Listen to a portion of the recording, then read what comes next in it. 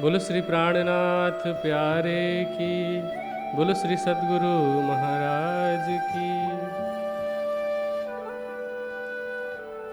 श्री महमत कहे ए मोमिनो, ए शरत करो याद, फिर लाल आगे की कहूँ, जो झगड़े को बुनियाद, जो झगड़े को बुनियाद।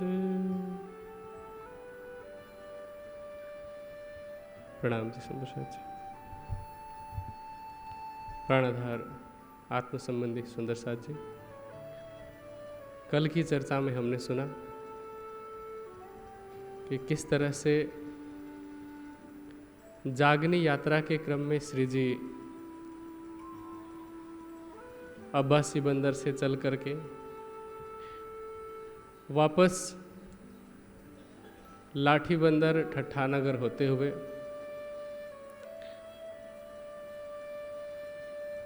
नलिया पहुंचते हैं।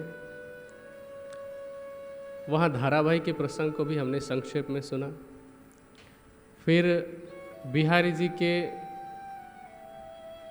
कृपा की वजह से खम्बालिया में जो घटना घटित हुई कि किस तरह से सुंदर साथ को खम्बालिया के राजा ने अपने बंधन में डाल दिया था,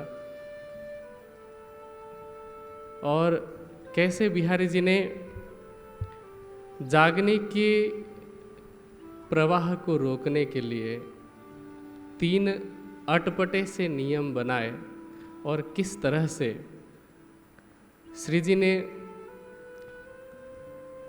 सैद्धांतिक आधार पर, श्री देवचंद्र जी की रहनी के आधार पर उन तीनों प्रश्नों का उत्तर दिया, कैसे समाधान दिया, और फिर उस समाधान को, उस उत्तर को पढ़ करके बिहारी जी ने किस तरह से श्री जी को ही कह दिया कि अब मैं आपको ही सुंदर साथ से निकाल रहा हूँ, आज से तुम्हारा और हमारा रास्ता अलग है। तो ये सारी वितक हमने कल सुनी। अब आगे श्री लालदास जी भी पहुंच चुके हैं सूरत। उन्होंने जो प्रण लिया था कि जब तक धामधनी श्री बिहारी जी महाराज से नहीं मिलूंगा तब तक अन्न ग्रहण नहीं करूंगा, केवल फलाहार ही करूंगा, वो प्रण भी श्री जी ने यह कह करके कि तुम्हें धामधनी से मिलने का तुमने प्रण लिया था, वो प्रण तुम्हारा पूरा हो चुका है, वो प्रण भी तोड़ दिया। अब सभी सुंदर साथ ने मिलकर श्री जी को कहा कि श्री जी साहब, आप चिंता क्यों करते हैं? बिहारी जी ने तो अब तक कभी भी सुंदर साथ को जोड़ने का काम किया ही नहीं था, सिर्फ तोड़ा ही था। आप जिनको जगाते हैं वो उनको वापस भगाते हैं। इसीलिए अब आप ये जिम्मेदारी अपने ऊपर ले लीजिए, हम आपके साथ चलने के लिए, आपके पीछे पीछे चल करके आपका साथ देने के लिए तैयार हैं। तो इस प्रसंग को श्री लालदास जी ने कहा कि ये झगड़े की बुनियाद है। बुनियाद मतलब झगड़े का मूल, कि यहाँ तक तो कहीं ना कहीं श्री जी सामंजस्य बिठाने का प्रयास कर रहे थे कि कहीं बिहारी जी भी समझ जाएं, कहीं वो भी जागनी की मूल धारा के साथ जुड़ जाएं। लेकिन बिहारी जी उस धारा के साथ जुड़ने की बजाय उसे रोकने का ही प्रयास कर रहे थे, उसे काटने का, तोड़ने का ही प्रयास कर रहे थे। तो सूरत से जागनी के लिए 2 अलग अलग गुट बने। एक जिनको सिर्फ गादी से लेना देना था, श्री देवचंद्र जी की जाहिरी गादी से, और दूसरा वह जिनको श्री देवचंद्र जी की बातिनी गादी, अर्थात उन्होंने जो जागनी का उत्तरदायित्व सौंपा था उससे लेना देना था, जो उस उत्तरदायित्व को पूरा करना चाहते थे। इसीलिए सनंद ग्रंथ के अंदर कहा कि थे हम 2 बंदे श्यामा जी के। 2 बंदे मतलब मिहिरराज जी और बिहारी जी। कह रहे कि थे हम 2 बंदे श्यामा जी के, एक नस्ली एक नजरी, झगड़ 2 जुदे भय, देने खबर पैगंबरी। नस्ली मतलब वंशानुगत पुत्र, और नजरी मतलब जैसे हम हिंदी में जिसको धर्मपुत्र कहते हैं, माना हुआ, दिल से स्वीकार किया हुआ। तो बिहारी जी नस्ली पुत्र हैं और मिहिर जी नजरी पुत्र, और कह रहे हैं कि हम इस पैगंबरी को, पैगंबरी मतलब संदेश पहुंचाने के काम को, जागनी का ये संदेश पहुंचाने के लिए अब हम झगड़ करके अलग हो गए हैं। तो श्री लालदास जी ने उसी संदर्भ को यहाँ पर कहा कि वो प्रसंग झगड़े की बुनियाद है, झगड़े का मूल कारण है। अब यहाँ से अलग हुए तो उस प्रसंग को श्री लालदास जी ने भूतकाल की एक घटना के साथ जोड़ करके बताया और कहा कि हजरतें हज इत करी लेने को मक्का, फतेह करी दज्जाल की कूच करे दारुल बक्का। हजरत मोहम्मद साहब ने अर्थात बसरी स्वरूप ने मक्का को लेने के लिए अर्थात मक्के की बागडोर अपने हाथ में लेने के लिए पहले मक्के से प्रस्थान करना पड़ा, भागना पड़ा, पलायन करना पड़ा। हज का मतलब होता है पलायन कर जाना। मोहम्मद साहब के जब उस समय मक्का में ही इतने विरोधी बढ़ने लग गए तो उन्होंने सोचा कि अभी यहाँ रहना नीतिगत दृष्टि से ठीक नहीं है, इसलिए अब हमें कहीं और जाना है और वहाँ जा कर के अच्छे से तैयारी करनी है, फिर मक्का को जीतना है। तो मक्का से गए और जा कर के मदीना पहुँचे। मदीना में जा कर के उन्होंने तैयारी की और फिर दारुल बका, दारुल बका मतलब अखंड धाम की तरफ चलने का काम किया अथवा अखंड धाम की तरफ प्रस्थान कर गए। अब इसका बातिनी भेद क्या है यहाँ इस 5वें दिन की लीला के संदर्भ में, कि जैसे मक्का से मदीना पहुँचे थे मोहम्मद साहब, वैसे ही यहाँ पर सूरत शहर को मदीना की संज्ञा दी और कहा शहर मदीना सूरत। अब मदीना में पहुँचे, वहाँ जा कर के तैयारी की जागनी के लिए। उनको जाहिरी रूप में मक्का से कोई लेना देना नहीं है, नौतनपुरी की जाहिरी गादी से कोई लेना देना नहीं है, लेकिन बातिनी रूप में देखा जाए तो जागनी का जो बीज है वो कहाँ अवतरित हुआ? नौतनपुरी में। वाणी कहती है कि पहले बीज उदय हुआ पूरी जहाँ नौतन। तो उस जागनी के बीज को फलीभूत करना है, पौधे का रूप देना है, उसको सींच करके वृक्ष बनाना है और उसका फल सबको प्रदान करना है, अखंड सुख। तो इसीलिए श्री जी नौतनपुरी से प्रस्थान कर चुके हैं, अनेक जगहों से होते हुए सूरत पहुँचे जिसको मदीना कहा गया, और फिर अब यहाँ से चलते चलते वो दारुल बका पहुँचते हैं। अंतिम में श्री जी कहाँ पहुँचते हैं? पन्ना जी। पन्ना जी की धरती को इस जागनी ब्रह्मांड का मूल मिलावा कहते हैं, जिसको यहाँ पर दारुल बका शब्द से संबोधित किया गया है। अब उस जागनी की यात्रा में जब शुरू होने वाली है जो आगे, तो कह रहे हैं कि शहर मदीना सूरत तहाँ सेती चले जब महाजरों मदद करी, जो साथ सेवा में चले तब। ये चौपाई अपने आप में बहुत गहरा भाव लिए हुए और छठे दिन की लीला में हर उस सुंदर साथ को प्रेरित करने वाली है जो ये चाहता है कि मैं भी जागनी के लिए कुछ सेवा करूं, कुछ योगदान दूं। प्रत्येक सुंदर साथ के लिए सिखापन है। और वो क्या कि सूरत से जब श्री जी निकले तो उनके साथ उनकी जिन्होंने मदद करी उनको कहा गया महाजर। महाजर किसे कहते हैं? अगर उसको हिंदी में अनुवादित किया जाए तो महाजर शब्द का अर्थ होता है शरणार्थी, रेफ्यूजी कहते हैं ना। शरणार्थी का मतलब जिसका कोई एक निश्चित ठिकाना ना हो, अलग अलग जगहों पर जाते हैं, जहाँ जाते हैं कुछ दिनों के लिए वहीं पर रहते हैं, फिर जगह बदलते रहते हैं। जैसे महाराणा प्रताप जो कि मुगलों के विरुद्ध युद्ध लड़ रहे थे, धर्म युद्ध लड़ रहे थे, तो उन्हें युद्ध का मैदान छोड़ कर के पीछे हटना पड़ा उस समय के नीतिगत कारणों से, लेकिन वो झुके नहीं, धर्म युद्ध में लगे रहे, तैयारी पूरे जीवन करते रहे। और कुछ लोग ऐसे भी थे जिन्होंने महाराणा प्रताप की मदद करने के लिए अपना सब कुछ छोड़ दिया, अपना घर, अपनी ज़मीन, अपना गांव, अपना स्थान सब छोड़ कर के महाराणा प्रताप के साथ साथ में चले। आज भी बहुत सारे आपने देखा होगा, कई बार हम जब सरसावा से सहारनपुर भी जाते हैं ना, तो वहाँ सड़क के किनारे कुछ लोग तिरपाल लगा करके, टेंट लगा करके रहते हैं, मिट्टी के बर्तन वगैरह इधर उधर करते हैं, या फिर दूसरे जो लोहे के बर्तन या लोहे के जो भी सामान वगैरह है वो बनाने का और फिर बेचने का काम करते हैं, उससे वो अपना गुजारा करते हैं। तो आज से लगभग 7-8 वर्ष पहले मैंने उनसे जानने की कोशिश की थी, क्योंकि कई जगह पर दिखे कि मतलब ये हैं कौन, किस तरह के लोग हैं।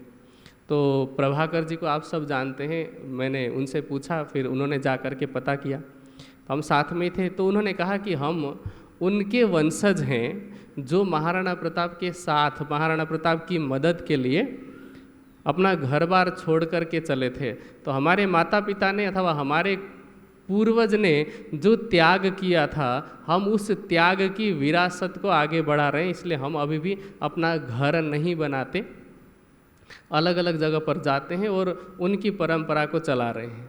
वैसे तो उस परंपरा की अभी कोई आवश्यकता नहीं है वैसा करने की, लेकिन फिर भी उन्होंने उस चीज़ को अपनाया है। अब हमारी रहनी देख लीजिए, हम ब्रह्म सृष्टि कहलाते हैं स्वयं को। उस समय 5वें दिन की लीला में सूरत से श्री जी के साथ 500 सुंदर साथ की जमात निकली है। 500 लोग घर बार छोड़ करके निकले कि जहाँ जहाँ श्री जी जाएंगे जागने की यात्रा में, हम वहाँ वहाँ जाएंगे, जैसी सेवा की आवश्यकता होगी वैसी सेवा करेंगे, लेकिन पुनः माया में वापस डूबने के लिए नहीं आएंगे। हाँ, ये अलग बात है कि उन 500 की जमात के साथ में आगे लोग जुड़ते गए। उनमें से कुछ कुछ लोग समय समय पर वापस जाते गए, लेकिन एक राउंड फिगर में कहा जाए तो 500 की संख्या सूरत से निकली है, उनको महाजर कहा गया है। आज हमें हमेशा के लिए घर बार त्यागने की आवश्यकता नहीं है, लेकिन परिस्थिति के हिसाब से हमें स्वयं अंदर से ये प्रेरणा होनी चाहिए कि हम सेवा क्या कर सकते हैं। जैसे मान लीजिए कि इस ज्ञानपीठ को बने हुए लगभग 17 साल हो चुके हैं, 17 साल पूरे हो चुके हैं और 18वां साल लग भी चुका है। लेकिन इन 17 सालों में सुंदर साथ सिर्फ कार्यक्रम के समय में आते हैं, या किसी किसी को बुलाया जाए फ़ोन करके कि आप कार्यक्रम से 1-2 दिन पहले आइएगा, यहाँ पर तैयारी के लिए थोड़ी सेवा की ज़रूरत है, तब आते हैं। और फिर कार्यक्रम समाप्त होते ही ऐसे भागते हैं जैसे कि जेल में से किसी कैदी को खोल दिया जाता है ना, तो जेल से हमें मुक्ति मिल गई ऐसा सोच करके भागते हैं। मैं आज से लगभग 3 साल पहले मुझे दिल्ली में अक्षरधाम मंदिर है, आप सबने सुना होगा, उसमें जाने का सौभाग्य प्राप्त हुआ। तो वहाँ जितने लोग गए होंगे सब जानते हैं वहाँ की व्यवस्था कैसी है। गेट में एंट्री से लेकर के अंदर जहाँ जहाँ भी आप जाएंगे हर जगह पर स्वयं सेवक मिलते हैं।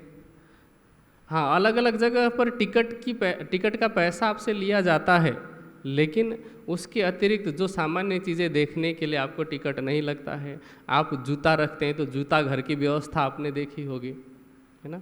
सुरक्षा की व्यवस्था आपने देखी होगी कि लाइन किस तरह से लगा करके चलते हैं सब लोग। एक एक चीज़ की व्यवस्था वहाँ पर है, हर जगह पर कोई ना कोई व्यक्ति सेवा में तत्पर मिलता है। तो मुझे लगा कि इनकी जो व्यवस्था है वो बहुत ही अच्छी है, इस व्यवस्था से हम सुंदर साथ में भी कुछ सीख सकते हैं। तो मैंने उनसे पूछा कि आप मतलब यहाँ पर जो काम करते हैं तो मतलब आप कर्मचारी के रूप में हैं, वेतन भोगी कर्मचारी के रूप में, या फिर सेवा के लिए आते हैं। तो उन लोगों ने कहा कि हम तो सेवा करने के लिए आते हैं, हम वेतन नहीं लेते।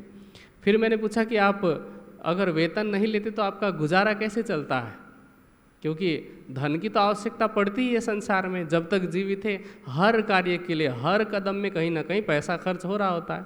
तो मैंने उनसे पूछा कि आपका गुजारा कैसे चलता है, तो उन्होंने कहा कि नहीं, हम साल भर नहीं रहते यहाँ पर, हम सब ने समय बांटा हुआ है, सब हम अप्लाई करते हैं कि जब हमारी छुट्टी होनी होती है, क्योंकि साल में हर व्यक्ति की कम से कम 1 महीने के लिए तो छुट्टी होती है, चाहे वो किसी भी तरह का जॉब करने वाला व्यक्ति हो।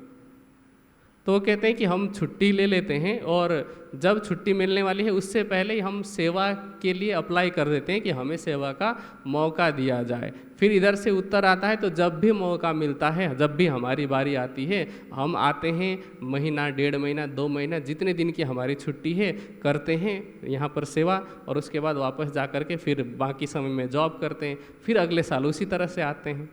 लेकिन हम में वो चीज़ नहीं है सुंदर साथ में।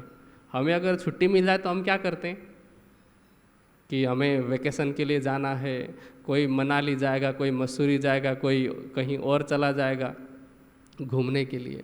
लेकिन कभी हम ये नहीं सोचते कि जो साल में हमें एक मौका मिला है ऐसे समय में जाएं, ज्ञानपीठ जाएं, जा कर के हम वहाँ की सेवा देखें, वहाँ पर रह कर के थोड़ा बहुत स्वाध्याय कर लें, ध्यान कर लें। ऐसा हम कभी नहीं सोचते। अगर ऐसा हम सोचते तो ज्ञानपीठ में सुंदर साथ की कमी कभी भी नहीं होती। आज तो क्या होता है, अभी तो बीतक चल रही है, सुंदर साथ को लेने के लिए गाड़ी जाती है, गाड़ी लेकर के आती है, फिर पहुंचाने के लिए भी जाती है, तब जा कर के ये संख्या देखने को मिली। अन्यथा बीतक जैसे ही समाप्त हो जाएगी या कार्यक्रम जब नहीं होते तब यहाँ पर हम 2-4 आचार्य होते हैं, कुछ विद्यार्थी होते हैं, और कभी काद सुंदर साथ भूले भटके दर्शन के लिए आ जाते हैं, वो भी कभी काद।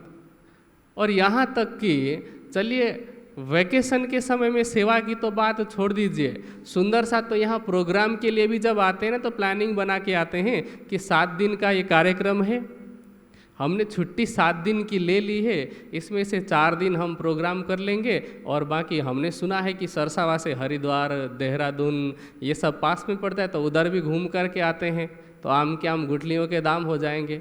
सोचिए, अब ये सुंदर साथ भी तो निकले हैं ना, उन्होंने कभी इस विषय में नहीं सोचा।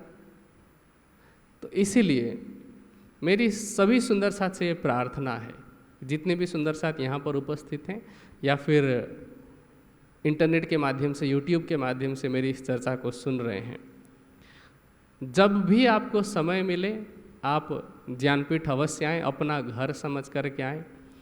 और अपना घर समझ कर के आने का मतलब घर समझ के आना, और ये वैसे कि आप जिस सांसारिक परिवार में रह रहे होंगे, 5-7 लोगों के परिवार में, गाँव में एक कहावत कही जाती है कि 2 बर्तन भी जब एक साथ रखे जाते हैं तो हिलने पर आवाज़ करते हैं। 5 लोगों के परिवार में सोचिए, हमारे खुद के हाथ की 5 उंगलियां समान नहीं है, तो सिर जितने हैं विचारधारा उतनी है, हो सकता है कि मतभेद हो किसी विषय में। तो 5 लोगों के परिवार में भी सब एक दूसरे की बात नहीं मानते, कभी ना कभी किसी न किसी बात से असहमत हो जाते हैं। अब यहाँ 5 की जगह पर यदि 50 लोग हैं, छोटे बच्चे से लेकर के वयोवृद्ध सुंदर साथ हैं, तो जब हम घर समझ करके आएँ तो ये देखें कि हमारे घर में भी कमियां होती है, हमारे बच्चों में भी कमियां होती हैं, लेकिन हम अपने बच्चों की कमियों को बाहर जा कर के नहीं कहते कि मेरा बेटा तो ऐसा है, मेरा बेटा ये नहीं करता है, वो नहीं करता है। हाँ, अपने 5-7 परिवार के बीच में कह लेंगे कि बच्चा ऐसा हो रहा है, लेकिन बाहर जब बात करते हैं तो आपका बेटा कैसा भी हो, लेकिन हम अपने बच्चे को अच्छा दिखाने का प्रयास करते हैं। तो जब भी सुंदर साथ आएँ, मैं ये नहीं कह रहा कि झूठी तारीफ कीजिए जा कर के, लेकिन जहाँ 50 लोगों का परिवार हो वहाँ अगर कोई छोटी मोटी बात हो रही है तो वो उसे अपना समझ करके उसे सुधार करने में अपना योगदान दें, तब तो आपका यहाँ आना सार्थक है। और आप आएंगे, आ कर के देखेंगे कहीं ना कहीं, क्योंकि मिल जाएगा, ढूंढने पर तो चाँद में भी दाग मिल जाता है ना। सोचिए, वो अभी बीतक से हम क्या सीख रहे हैं, देवचंद्र जी के प्रसंग में देखते हैं कि देवचंद्र जी में छिद्र ढूंढना चाहते हैं तो वहाँ के जो शहरी चौधरी होते हैं उनको मिल ही जाती है। तो सिर्फ छिद्र ही देखने आएंगे, कमी देखने आएंगे, तो मैं खुद एक नहीं हजारों कमियाँ गिनवा सकता हूँ, लेकिन वो कमियां प्रत्येक मनुष्य में रहती है। यदि कमियां ही न रहे तो वो मनुष्य ना रहे, फिर तो वो ब्रह्म बन जाए, क्योंकि ब्रह्म हर प्रकार की कमी से ऊपर है। आपके स्वयं के अंदर असंख्य अवगुण होंगे। होता क्या है अमूमन कि ये कड़वा सच है। जैसे जो सुंदर साथ हैं, जो भी सुंदर साथ के घर में जो भी बच्चे होंगे, अगर हॉस्टल में रहते होंगे या फिर कॉलेज में पढ़ाई करते होंगे, स्कूल में पढ़ाई करते होंगे, तो कई बार वो भी कहीं ना कहीं चुपके से कोई गलत काम कर लेते होंगे, लेकिन ये सब बातें हम घर के अंदर करते हैं, बाहर जा कर के नहीं करते। तो मैंने सुंदर साथ को जब आह्वान किया तो साथ में ये बात इसीलिए कही कि जब भी आप आएंगे, आप इसलिए न आए कि यहाँ पर क्या क्या कमी हो रही है, क्योंकि कमी जब देखने लग जाएंगे, हम नकारात्मकता देखेंगे तो हमारे अंदर नकारात्मकता ही हावी होगी, और यदि हम सकारात्मकता देखेंगे तो सकारात्मकता हावी होगी। अच्छा, इन दोनों से परे एक और चीज़ होती है, इन दोनों से ऊपर, नकारात्मक और सकारात्मक से ऊपर होती है वास्तविकता। जब हम वास्तविकता देखेंगे तो कहीं ना कहीं कमी भी दिखाई पड़ेगी, अच्छाई भी दिखाई पड़ेगी। कमी के साथ में हम उन कमियों को सुधार करने की कोशिश करेंगे और उनको अपने बच्चे की तरह, यहाँ के विद्यार्थियों को अपने बच्चे की तरह ट्रीट करेंगे, वैसा व्यवहार करेंगे, तो बदले में आपको भी वैसा ही प्रेम मिलेगा। तो इसीलिए सुंदर साथ से आग्रह है कि साल भर में जब भी आपको समय मिले, श्री प्राणनाथ ज्ञानपीठ में अवश्य आएँ। अगर ज्ञानपीठ आपको दूर पड़ता है तो आपके आसपास जो भी ऐसी आध्यात्मिक संस्थाएं हैं वहाँ जाएं, वहाँ जा कर के रहें। क्योंकि क्या होता है कि जैसे कोई भी मशीन है, उसको भी, जबकि वो मशीन है, उसको थकान नहीं होती, उसको दर्द नहीं होता, उसको कोई चीज़ महसूस नहीं होती, फिर भी उस मशीन को लगातार चलाने पर वो गर्म हो जाती है। सोचिए मनुष्य का शरीर, मनुष्य का दिमाग कैसा है। हम साल में पूरे 12 महीने 365 दिन केवल माया में ही डूबे रहेंगे तो हमारी जो मशीनरी है वो भी हैंग होने लग जाएगी।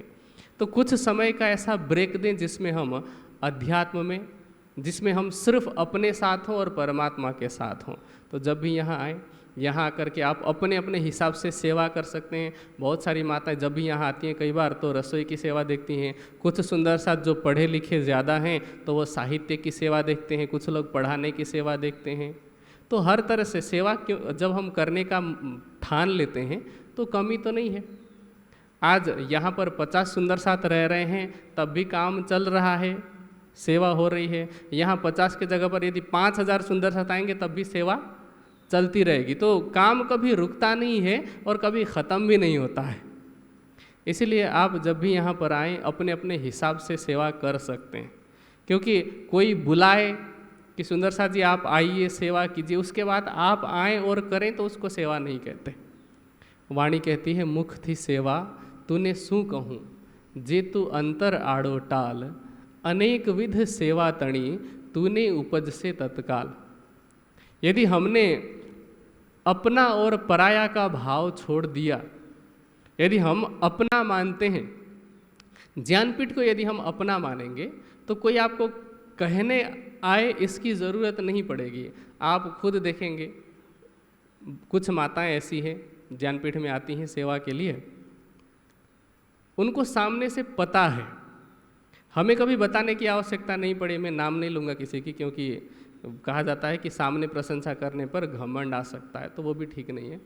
तो कुछ माता ऐसी हैं जो आती हैं अपने आप, उनको पता है कि हाँ ज्ञानपीठ में सुंदर साथ के भोजन के लिए गेहूँ वगैरह आया हुआ है तो उसको साफ़ करने की आवश्यकता, वो अपने आप आती हैं, करती हैं और बाकी समय में चितवनी करती हैं, वाणी चर्चा सुनती हैं, फिर अपने समय में वापस चली जाती हैं।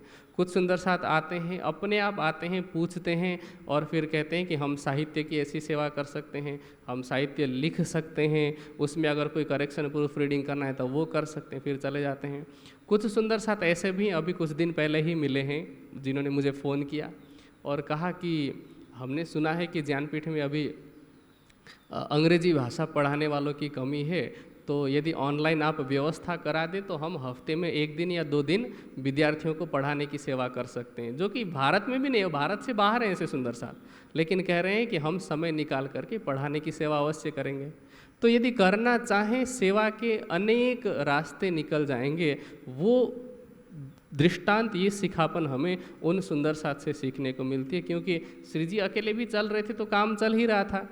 दीप बंदर पहुँचे, अकेले पहुँचे, अब्बासी बंदर पहुँचे, कोई साथ में नहीं था, काम तब भी चल रहा था।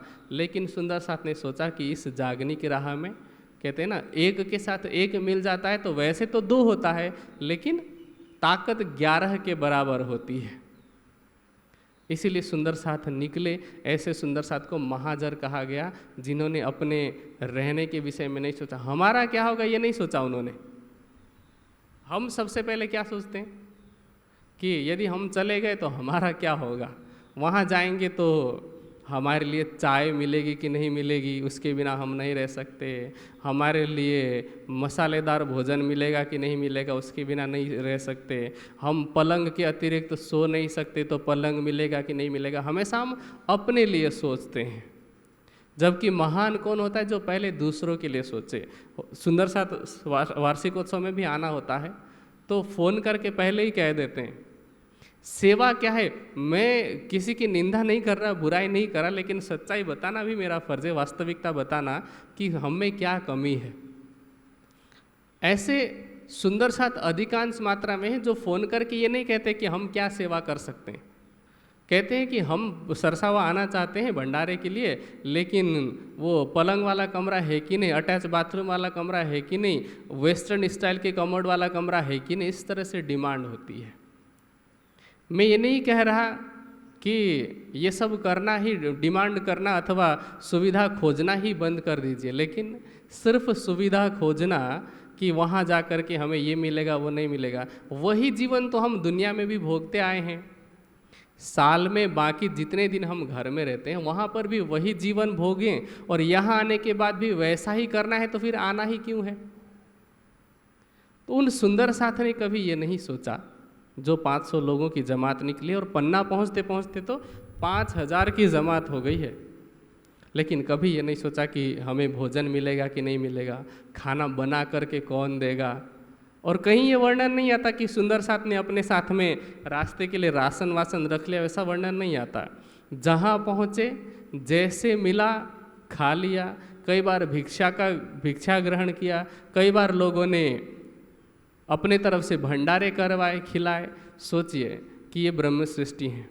हम तो सामान्य एक जीव कहलाने वाले, जिसको अध्यात्म का कुछ अता पता नहीं, उनसे भी सीख सकते हैं।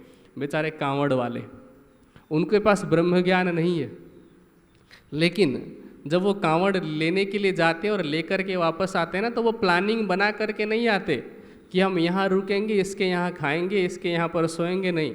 जहाँ जो मिल जाता है, जहाँ जैसी व्यवस्था होती है वैसा खाते हैं, जैसी जगह मिलती है वैसे जगह पर सो जाते हैं और फिर कांवड़ करके अपने घर पहुँच जाते हैं। सोचे कि हम उनसे भी नहीं सीख सकते, ये ब्रह्म सृष्टियों की रहनी देख करके नहीं सीख सकते, तो फिर किससे सीखेंगे। और जब सीखना ही नहीं तो अभी तक सुनना ही क्यों है। कहानी सुनने के लिए, टाइम पास करने के लिए। अगर टाइम पास ही करना है तो फिर बहुत सारे साधन है, घर में बैठ के पिक्चर देख लीजिए। लेकिन सिर्फ दिखावे के लिए भी तक सुनना कि आप सुन रहे हैं, हाँ जी सुन रहे हैं, सुन करके क्या लिया, कुछ नहीं, तो क्या फ़ायदा। तो उन ब्रह्म मुनियों से हमें शिक्षा लेनी चाहिए कि जागनी के क्षेत्र में हमें चलना है, और ये सबके लिए है। सिर्फ जिनको हम गृहस्थी सुंदर साथ कहते हैं, सिर्फ उनके लिए नहीं है, जो गृह त्यागी सुंदर साथ कहलाते हैं उनके लिए भी है। क्योंकि उन्होंने जागनी के लिए नहीं सोचा, जागनी के लिए चलते हुए कि हमारा क्या होगा। तो हमें भी इतना तो विश्वास होना चाहिए राज्य पर। सोचिए कि पूरी दुनिया को विश्वास दिलाने के लिए निकले हैं, हमें खुद ही ईमान नहीं है तो हम कैसे। इसलिए हमें स्वयं को भी राज्य पर ईमान होना चाहिए, विश्वास होना चाहिए। हाँ, उसके साथ साथ में हमारे कर्म, हमारी जो क्रिया है, क्रियाकलाप है, वे भी वैसे होने चाहिए। तो अब 500 की जमात निकली है श्री जी के साथ में। उन सुंदर साथ के विषय में कह रहे हैं कि तिनके नाम कहत हों सुनियो चित्त दे साथ। जो 500 सुंदर साथ चले ना, उनमें से प्रमुख नाम, क्योंकि 500 लोगों का नाम लिखेंगे तो चौपाइयाँ उसमें बहुत सारी हो जाएंगे ना, एक चरण में यदि एक नाम भी लिखते हैं तब भी 125 चौपाइयाँ हो जाएंगी, और ऐसे तो नाम कई जगह पर आते हैं। इसलिए कह रहे हैं तिनके नाम कहत हो सुनियो चित दे साथ, कुवत दई कादरने। कुवत मतलब सामर्थ्य, शक्ति, कि जो सुंदर साथ घर बार छोड़ करके निकले हैं, कहीं ना कहीं विचार आया होगा। सब तो ऐसे नहीं होंगे कि सोचा और निकल गए, लेकिन किसी ने विचार किया होगा वैसे कि कैसे करेंगे, लेकिन उनको राज जी ने हिम्मत दी। जैसे ही चिंतन किया, वो कहावत कही जाती है ना, हिम्मत मर्दा मदते खुदा। हिम्मत की उन्होंने, तो राज जी ने सामने से हिम्मत दी, सामर्थ्य दिया, और कहते हैं कुवत दई कादर ने पकड़े अपने हाथ। राज जी ने ऐसे सुंदर साथ का हाथ पकड़ा, संग चले सेवन को ए जो मोमिन खासल खास, इनको श्री धाम धनी बिना और न उपजे आस। एक बार फिर से चौपाई दोहरा रहा हूँ कि संग चले सेवन को ए जो मोमिन खासल खास, इनको श्री धाम धनी बिना और न उपजे आस। कि इनको धामधनी के अतिरिक्त और किसी से कोई उम्मीद नहीं थी कि कोई हमें खाना ला करके देगा, कोई हमें सोने की जगह देगा। बस हम कहने को तो कहते हैं जेही विद राखे राज तेही विद रहिए, लेकिन प्लानिंग सारी हम खुद बनाते हैं। उसके बाद अब हमारी बनाई प्लानिंग कभी सक्सेस हो सकती है, और जहाँ अनसक्सेस हो तो हम दोष देते हैं राज्य को। एक जगह पर मैं गुजरात में गया हुआ था, वहाँ किसी के घर में एक बहुत अच्छी लाइन लिख करके चिपकाई थी जिससे हम सीख सकते हैं, वैसे सब ने पढ़ी होगी है। उसमें लिखा था कि तू करता वही है जो तू चाहता है, पर होता वही है जो मैं चाहता हूँ। इसलिए तू वो कर जो मैं चाहता हूँ, तो होगा वो जो तू चाहता है। ठीक है, यहाँ क्या कह रहे हैं कि इनको श्री धाम धनी बिना और न उपज्यास, और किसी से उन सुंदर साथ को कोई उम्मीद थी नहीं, कोई आशा नहीं थी, और ऐसा व्यक्ति ही हमेशा सुखी रहता है। तो उन सुंदर साथ के नाम बता रहे हैं। सबसे पहले तो श्री जी स्वयं हैं, श्री जी के साथ में बाई जी हैं, और भट्ट गोवर्धन भट्ट जी हैं। इन्होंने सेवा करी तन धन सो, तो हुआ साथ में धन धन। ऐसे सुंदर साथ जिन्होंने तन से और धन से सेवा की, किसी के मन में आ रहा होगा मन से नहीं किया, क्योंकि हम तो बार बार वही सुनते आते हैं तन मन धन से सेवा। यहाँ मन शब्द आया नहीं अलग से, क्योंकि तन की सेवा के लिए भी मन की ज़रूरत पड़ती है, वो साथ में लग जाता है। धन की सेवा के लिए भी मन की ज़रूरत पड़ती है, वो साथ में लग जाता है। ज्ञान की सेवा करनी है तो उसमें भी तन मन धन सब लग जाता है ना। तो ऐसी कोई सेवा नहीं है जिसमें तन मन धन ना लगे। कोई भी सेवा आप कह के देख लीजिए। जैसे मैं यहाँ बैठ करके आपके सामने चर्चा कर रहा हूँ, ये ज्ञान से सेवा कर रहा हूँ, है ना, लेकिन साथ में तन यहाँ पर लगा हुआ है। बोल रहा हूँ तो एनर्जी लग रही, तो तन की एनर्जी लग रही ना, लेकिन एनर्जी कहाँ से मिली? कुछ खाया होगा, खाने में तो धन लगा ही होगा। माइक के माध्यम से आवाज़ पहुँच रही, इसमें धन लगा है, और धन जिसने भी दिया उसने मन लगा करके दिया है, मतलब मन में विचार आया कि देना है, भाव से दे दिया। और उस धन को देने से पहले भी उसने कमाया है, तो कमाने के लिए उसने तन लगाया है, तो ये सर्कल चलता रहता है। तो तन मन धन से सेवा होती है, लेकिन जहाँ तन और धन की सेवा की बात आ रही तो समझ लीजिए कि वहाँ मन जुड़ा हुआ है। तो ऐसे सुंदर साथ ने जो सेवा की, तो हुआ साथ में धन धन। ऐसे सुंदर साथ के बीच में सब धन्य धन्य हुए, क्योंकि आज भी हम उन्हें याद कर रहे हैं तो श्रद्धा पूर्वक याद कर रहे हैं, प्रेम पूर्वक याद कर रहे हैं। उनकी सेवा को कह रहे हैं कि धन्य है ऐसे सुंदर साथ जिन्होंने राज्य को रिझाने के लिए, सुंदर साथ को जगाने के लिए अपना सर्वस्व समर्पित किया। तो इस तरह से वो धन्य धन्य हुए। अब भीम भाई जी हैं, कहते हैं भीम भाई भली भांत सो, निकस्या तन ले धन। भीम भाई जी भी अपना तन लेकर के निकले, जो थोड़ा बहुत धन था, क्योंकि सपरिवार निकले हैं तो लेकर के चले कि सुंदर साथ की सेवा के काम आएगी। इसका मतलब क्या है कि सुंदर साथ की सेवा के लिए धन की आवश्यकता भी होती है।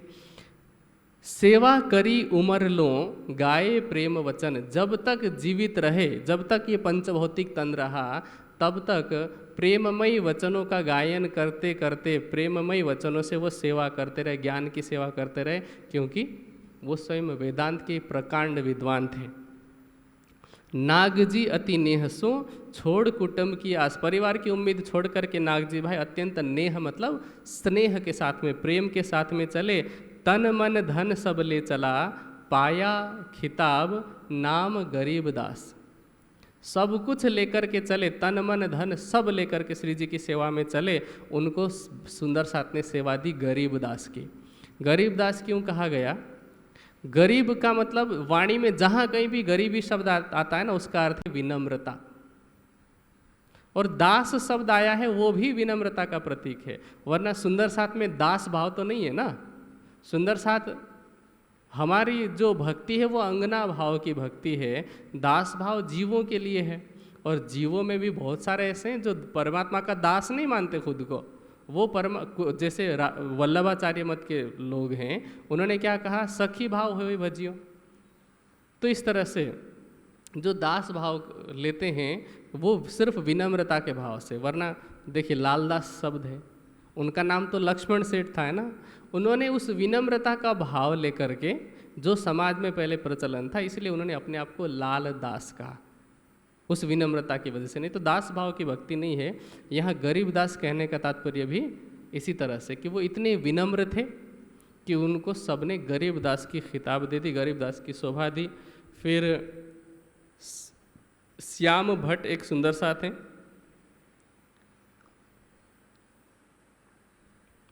वेदांत के विद्वान थे और वेदांत के वचन सुनाते भी थे जहाँ जहाँ भी जाते थे। लेकिन कुछ समय के बाद में वे पुनः लौट करके गए, क्योंकि कहते हैं कर न सका बस मन। जिन्होंने अपने मन को वश नहीं कर सके वो वापस चले भी गए। लेकिन ऐसे सुंदर साथ की संख्या कम है, 2-4 लोग हैं। कुछ लोग दिल्ली तक पहुँचे, दिल्ली तक पहुँच करके वापस लौट गए। कुछ लोग दिल्ली पहुंचने के बाद जब देखा कि औरंगजेब के पीछे पड़े हुए हैं, मार पड़ सकती है, तो डर करके वापस लौट गए। कुछ लोगों ने सोचा कि नहीं, अब ओखली में सिर दे दिया है तो हम मुसल से नहीं डरेंगे, तो वो आगे बढ़ते गए। अब इस तरह से बहुत सारे सुंदर साथ हैं जो सूरत से निकले हैं। अब मैं सबका नाम न ले करके आगे बढ़ रहा हूँ। अब श्री लालदास जी कह रहे हैं कि सूरत से ती चल के आए पहुँचे गुजरात। सूरत से चल के श्री जी कहाँ पहुँचे? गुजरात। सूरत भी तो गुजरात में आता है, लेकिन हमने अभी 2-3 दिन पहले भी सुना था कि उस समय गुजरात सिर्फ अहमदाबाद को कहा जाता था। तो सूरत से चल करके श्री जी अहमदाबाद पहुँचे, वहाँ 4 दिन तक रहे और 4 दिन अहमदाबाद में रहने के बाद श्री जी समस्त सुंदर साथ के साथ सिद्धपुर पहुँचे। और लालदास जी का संपूर्ण परिवार भी वहाँ पहुँच चुका है। सिद्धपुर में श्री जी 22 दिन तक रहे सुंदर साथ के साथ। सिद्धपुर एक ऐसा स्थान है जिसको हम तीर्थ स्थान में मानते हैं, तीर्थ स्थान के रूप में, जहाँ पर मंदिरों की संख्या बहुत सारी है। और जहाँ कहीं भी ऐसे तीर्थ स्थान होते हैं वहाँ पर पंडे रहते हैं, पंडे पुजारी बोलते हैं ना। पंडों का मुख्य काम कुछ और ही था किसी समय में, आज भी वो काम करते हैं और वो बहुत अच्छा काम है, एक मैं बताऊंगा बाद में। और बहुत सारे पंडे ऐसे जो मुख्य धारा से हट गए और उन्होंने सिर्फ जीविका के लिए ही तीर्थ में रहना शुरू कर दिया। वरना पहले के जो असली पंडे होते थे उन्होंने जो काम किया है उसकी वजह से आज बहुत सारा इतिहास सुरक्षित है। जैसे आप हरिद्वार जाएंगे, वाराणसी जाएंगे, वहाँ पर यदि आपके पूर्वज कभी गए होंगे, कभी, क्योंकि पहले तो वो प्रचलन था ना, वो पिंडदान वगैरह देते थे, है ना, वो ऐसे तीर्थ स्थानों में जा कर के, हरिद्वार, वाराणसी में जा कर के, प्रयाग में जा कर के, तो ऐसे तीर्थ स्थानों में यदि आपके पूर्वज गए होंगे कभी और वहाँ पर उन्होंने पूजा पाठ कराया होगा, उनके पास में वो पूरी लिस्ट रहती है। आप उनसे बात करने लग जाएंगे तो थोड़ी देर बात करते करते वो आपको बता देंगे कि आपके पिताजी का नाम ये है, आपके दादाजी का नाम ये है, और आपके परदादा का नाम ये है, आपके दादा के दादा का नाम ये है। इस तरह से पूरी लिस्ट बता देते हैं। फिर ये बता देते हैं कि वो किस साल में यहाँ पर आए थे, ठीक है, आपके दादा की अथवा परदादा की मृत्यु कब हुई थी, वो सारी बातें बता देते हैं, जिससे कि किसी भी परिवार का इतिहास सुरक्षित रहता है। तो ये एक अच्छी पहल थी उस समय की। आजकल तो वो सब चीज़ें प्रचलन में नहीं है। लेकिन अब दूसरी धारा में पंडे इत्यादि आगे कैसे बढ़ गए, दूसरी धारा में कैसे चले गए कि अब लोग क्या हैं, धर्म भीरू है ना, धर्म के नाम पर डरने वाले। तो आजकल तो पंडे पुजारी क्या करते हैं कि कोई नया व्यक्ति आया तो वो फिर कह देंगे कि यहाँ पर आकर के तुमने ऐसा नहीं किया तो तुम्हारे साथ ऐसा हो जाएगा, इनकी पूजा नहीं की तो ऐसा हो जाएगा, तुम्हें अगर तुम्हारे साथ ऐसा हो रहा है, ग्रह शांति नहीं करा है तो ऐसा होगा। तो इन सब तरीक़ों से वो कहीं ना कहीं पैसे बनाना चाहते हैं। तो सिद्धपुर के बीच में जब श्री जी 22 दिन तक रहे तो वहाँ एक पंडा मिला, उनका नाम था भगवान दास रेवादास उपाध्याय। गुजराती नाम कहने का ये तरीका होता है, वहाँ पर हमेशा पिताजी का नाम साथ में जुड़ता है। तो उनका नाम था भगवान दास, पिताजी का नाम होगा रेवादास, तो दोनों का नाम साथ में जुड़ा तो भगवान दास रेवादास और उपाध्याय उनका सरनेम हो गया। तो वो 22 दिन तक श्री जी के साथ में रहे, तीर्थ गुरु होकर के मिले। तीर्थ गुरु किसको कहते हैं कि आप किसी भी जगह पर जाएंगे तो वहाँ पर बहुत सारे मंदिर होते हैं ना। आप हरिद्वार गए होंगे, लगभग सभी लोग गए होंगे, वहाँ भारत माता मंदिर है ना, मनसा देवी मंदिर है, ऐसे बहुत सारे मंदिर हैं। तो आपको वहाँ की मंदिरों की वास्तविकता पता नहीं है अथवा विशेषता पता नहीं है, किसका मंदिर है ये पता नहीं है, तो जो तीर्थ गुरु हैं ये वैसे ही समझ लिए जैसे टूरिस्ट गाइड नहीं होते। तो टूरिस्ट गाइड क्या करते हैं, जिस जगह पर आप जाएंगे वहाँ के गाइड वहाँ की एक एक चीज़ के विषय में विशेषता बता देंगे। आप झांसी जाएंगे तो वहाँ पर बता देंगे कि ये जो किला है वो इस समय का बना हुआ है, इन्होंने बनाया हुआ है, ये तोप ये है इस समय का है, इस जगह से झांसी की रानी अपने बच्चे को लेकर के घोड़े के साथ में कूद गई थी, ऐसे करके वो सारा इतिहास बता देते हैं। तो उसी तरह से तीर्थ गुरु भी वहाँ के तीर्थ की विशेषता बताते हैं। तो भगवान दास जी साथ साथ में रहे श्री जी के और साथ में सुंदर साथ के। अब 22 दिन के बाद जब श्री जी चलने वाले थे वहाँ से, तो उन्होंने अब चलते चलते एक मुहर दे दिया, क्योंकि स्वरूप की तो पहचान है नहीं। जिस धन के लिए कर रहे थे, श्री जी ने सुंदर साथ को कह करके कहा कि इनको एक मुहर दे दो। मुहर मतलब स्वर्ण मुद्रा, सोने का सिक्का।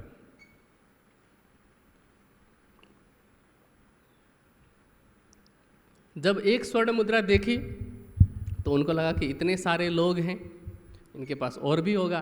तो उन्होंने कहा कि लालच वशीभूत होकर कि थोड़ा और दे देते। गोवर्धन जी ने कहा कि करो इन स्वरूप की पहचान, इनके स्वरूप की पहचान कीजिए, और धन मांगना ही है तो मांगो अलौकिक इनसे, तुमको दे ईमान। इनसे मांगना ही है तो तुम लौकिक धन की इच्छा मत करो, अलौकिक धन की इच्छा करो, क्योंकि ये सारे धन मिट्टी से बने हुए हैं, है ना। किसी भी तरह से आप सिद्ध कर सकते हैं। आध्यात्मिक दृष्टि से तो धन को लौष्ठावत ही कहा गया है। आप वैज्ञानिक दृष्टिकोण से भी देखें तो ये जितने भी, चाहे वो सोना हो या कोई भी धातु है हो, महंगा से महंगा, हीरा क्या है, कोयले को किसी निश्चित समय तक निश्चित ताप में और निश्चित दबाव में रखा जाता है या रह जाता है प्राकृतिक रूप से, तो वो हीरा बन जाता है। तो क्या है, वो कोयले का ही बदला हुआ रूप है। कोयला क्या है? तो इस तरह से कुछ भी आप ले लीजिए, जितने भी नग हैं, जितने भी धातुएं हैं, वो सभी कहीं ना कहीं मिट्टी ही है, जिसको हम आध्यात्मिक हिसाब से देखें तो पृथ्वी तत्व कह सकते हैं धर्म ग्रंथों के हिसाब से। तो गोवर्धन जी ने कहा कि आप इनसे अलौकिक धन मांगिए। तो भगवान जी ने सोचा कि हाँ, धन मांग लेते हैं। तो उन्होंने कहा ठीक है, आप मेरी आत्मा का कल्याण कर दीजिए, मेरी पहचान करा करके मुझे आप जगा दीजिए। अब चलते चलते क्या कर लेते हैं, अब तो जा रहे हैं ना, रास्ते में बस निकल चुके हैं, क्या कर लेते बेचारे। वो कहते हैं ना, अब पछताए का होता है जब चिड़िया चुग गई खेत। लेकिन फिर भी चलते चलते श्री जी ने 2-4 शब्द बताए कि देखो, ये हद बेहद के परे अक्षर है, अक्षर से परे परम धाम है, परम धाम में यमुना जी है, हौज कौसर तालाब है, यमुना जी के दोनों किनारे में 7 घाट हैं, और वहाँ पर हम रहते हैं, हमारी परात्मा वहाँ पर है। इससे पहले ब्रज में लीला करने वाले भी हम ही थे, रास में भी हम ही ने लीला की थी, और ये जागनी का ब्रह्मांड है जिसमें हम आए हैं। अब ये खेल देख करके हमें वापस जागृत हो जाना है परम धाम में। इतनी बात उन्होंने चलते चलते बताई और कहा कि इस बात को तुम याद रखना। अब उस बात को उन्होंने याद रख लिया, अपने घर चले गए और उसको दोहराते रहे मन ही मन। और 6 महीने तक वो किसी से बात नहीं की, किसी को नहीं बताया। एक दिन केशव भट्ट जो उनके मित्र थे उनसे बात हो रही थी, तो ये सारी बातें बताई कि हम हद बेहद से परे परम धाम में, यहाँ पर ऐसा है वैसा है, जो बातें श्री जी से सुन रखी थी। तो केशव भट्ट ने पूछा कि ये ज्ञान आपको किसने दिया? तो कहते हैं कि आज से कुछ समय पहले, 6 महीने पहले, यहाँ से एक क्षत्रिय निकला था। उन्होंने भी उसी रूप में पहचान की, क्षत्रिय साधु निकले थे, और जाते जाते उन्होंने हमें ये शब्द कहे। तो केशव जी क्या कहते हैं कि यह तो अक्षरातीत था, तुम न करी पहचान, अब मैं उत ही जात हूँ, मुझे आया ईमान। कि जिसको तू सामान्य क्षत्रिय समझ रहा है वो कोई क्षत्रिय नहीं है, वो तो साक्षात अक्षरातीत हैं। जबकि केशव जी ने अभी तारतम्य ज्ञान सुना भी नहीं है, श्री जी से मिले भी नहीं हैं, न उन्होंने वाणी भी तक पढ़ी है। और आज हमारे समाज में वाणी विशारद कहलाने वाले, बीतक मर्मज्ञ कहलाने वाले श्री जी को, श्री प्राणनाथ जी को एक सामान्य साधु के रूप में, संत के रूप में, महात्मा के रूप में प्रस्तुत करते हैं। अभी 2-4 दिन पहले की बात है, किसी सुंदर साथ ने लिखा था, मैंने देखा कि साधु संत तो अच्छा शब्द है, साधु का अर्थ अच्छा होता है, महात्मा मतलब महान आत्मा, तो क्या श्री जी अच्छे नहीं थे? इस तरह से लोग कुतर्क करते हैं। उस हिसाब से तो श्री कृष्ण जी के लिए भी कहा जा सकता है कि श्री कृष्ण जी भी महान आत्मा थे, तो उनको तो महात्मा कोई नहीं कहता। तो ये सब कुतर्क हैं। श्री जी ने तो स्पष्ट रूप से वाणी में कहा कि रेहू नाही सिद्ध साध संतरी भगत, ना हूँ वैष्णव अपरस आचार, जात कुटुंब कुल नीच ना ऊंच, ना हूँ वर्ण 18। मैं कोई सिद्ध नहीं हूँ, कोई साधु नहीं हूँ, संत नहीं हूँ, कोई मैं आचार्य नहीं हूँ, न मैं किसी संप्रदाय के बंधन में हूँ, न मैं ब्रह्मचर्य गृहस्थ वानप्रस्थ संन्यास किसी के बंधन में हूँ, मैं इन सब से ऊपर हूँ, ये श्री जी कह रहे हैं। अब केशव भट्ट जी को श्री जी के स्वरूप की पहचान हो रही है सिर्फ उन 2-4 शब्दों को सुन करके, वो भी भगवान दास रेवादास जी के द्वारा। हम तो वाणी को साक्षात अक्षरातीत का वांग्मय स्वरूप कहते हैं, उसके बावजूद भी हम बीतक और वाणी से न सीख करके श्री जी को एक सामान्य साधु संत के रूप में प्रस्तुत करते हैं। आज आप हरिद्वार चले जाइए और वहाँ भारत माता के मंदिर में एक मूर्ति बना रखी है, तथाकथित रूप से वो मूर्ति कहते हैं कि ये मिहिर राज जी की मूर्ति है, लेकिन उसमें लिख रखा है स्वामी श्री प्राणनाथ जी, श्री देवचंद्र जी के शिष्य, श्री कृष्णम प्रणामी धर्म के प्रवर्तक, अनन्य प्रवर्तक, इस तरह से लिख रखा है। कहीं कहीं पर उनको हिंदी भाषा का एक अच्छा कवि के रूप में दर्शाया जाता है, जिन्होंने 18,758 चौपाई रूपी एक काव्य की रचना की इस तरह से। तो ये बहुत ही शर्म की बात है, क्योंकि वाणी कहती है इन मोती को मोल कहियो न जाए, न किन्हू कानो सुनाए, सोई जले जो मोल करे, और सुनने वाला भी जल मरे। श्री प्राणनाथ जी के स्वरूप की कोई तुलना करता है किसी से, तो ये सूरज को दीपक दिखाने के समान है, और जो भी उनकी महिमा को कम करता है तो वो प्रायश्चित की अग्नि में जलता है। और उनकी महिमा को कम करते हुए सुन करके या देख करके कोई चुपचाप उसको सुन लेता है, कोई प्रतिक्रिया नहीं करता, विरोध नहीं करता, तो वह भी प्रायश्चित की अग्नि में जलता है। इसीलिए श्री प्राणनाथ जी के स्वरूप की पहचान करना प्रत्येक ब्रह्मात्मा का कर्तव्य है, क्योंकि जब तक इस जागनी के ब्रह्मांड में प्राणनाथ जी के स्वरूप की पहचान नहीं करेंगे, जब तक हम उन्हें अपना हृदय समर्पित नहीं करेंगे, तब तक हमारी जागनी नहीं हो सकती। ये 100% गारंटी है, क्योंकि कलश की वाणी क्या कहती है कि सुख लेऊं सुख देऊं, सुख में जगाऊं साथ, इंद्रावती को उपमा मैं दई अपने हाथ। इंद्रावती के मैं अंगे संगे, इंद्रावती मेरा अंग, जो अंग सौंपे इंद्रावती को, ताय प्रेमे खिलाऊं रंग। तो जिनके हृदय धाम में वो अक्षरातीत विराजमान है, जिस इंद्रावती जी के, उन्हें अब इस जागनी के ब्रह्मांड में अक्षरातीत की शोभा प्राप्त है, प्राणनाथ जी की शोभा प्राप्त है। हम चौपाई भी कहते हैं कि साहेब तेरी साहेबी भारी, कौन उठावे तुझ बिन, सो दही मेरे सिर सारी। ऐसे अनेकों चौपाइयाँ हैं, असंख्य चौपाई हैं। तो अब जैसे ही केशव जी ने ये पहचान की, उन्होंने कहा कि वो तो साक्षात अक्षरातीत थे।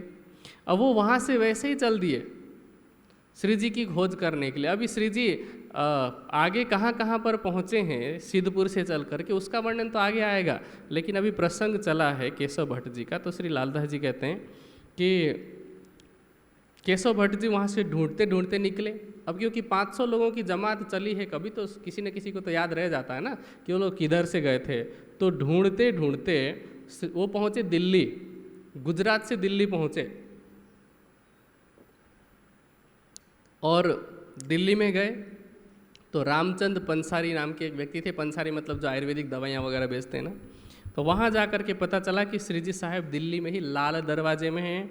वहाँ जा कर के मिले और जा कर के श्री जी से तारतम्य ज्ञान सुना, ग्रहण किया, और फिर वापस श्री जी से बात करके सिद्धपुर में जागनी के लिए गए। और वहाँ उन्होंने सुंदर साथ की जागनी की। और सबसे पहले उन्होंने, कहते हैं ना, थाना थापिया सिद्धपुर में केशव भट्ट के घर सबसे पहले, आप चाहे मंदिर समझ लीजिए चाहे ज्ञान केंद्र है। मंदिर का मतलब आजकल की तरह नहीं, जैसे आजकल क्या होता है कि संगमरमर लगा दिया गया, अच्छी बिल्डिंग बना ली गई, वहाँ पर वाणी पधराया गया, लेकिन खोल करके देखने की अनुमति किसी को नहीं होती। और आजकल तो उसके जगह पर बहुत सारी जगह पर मूर्तियाँ पधराई जा रही है।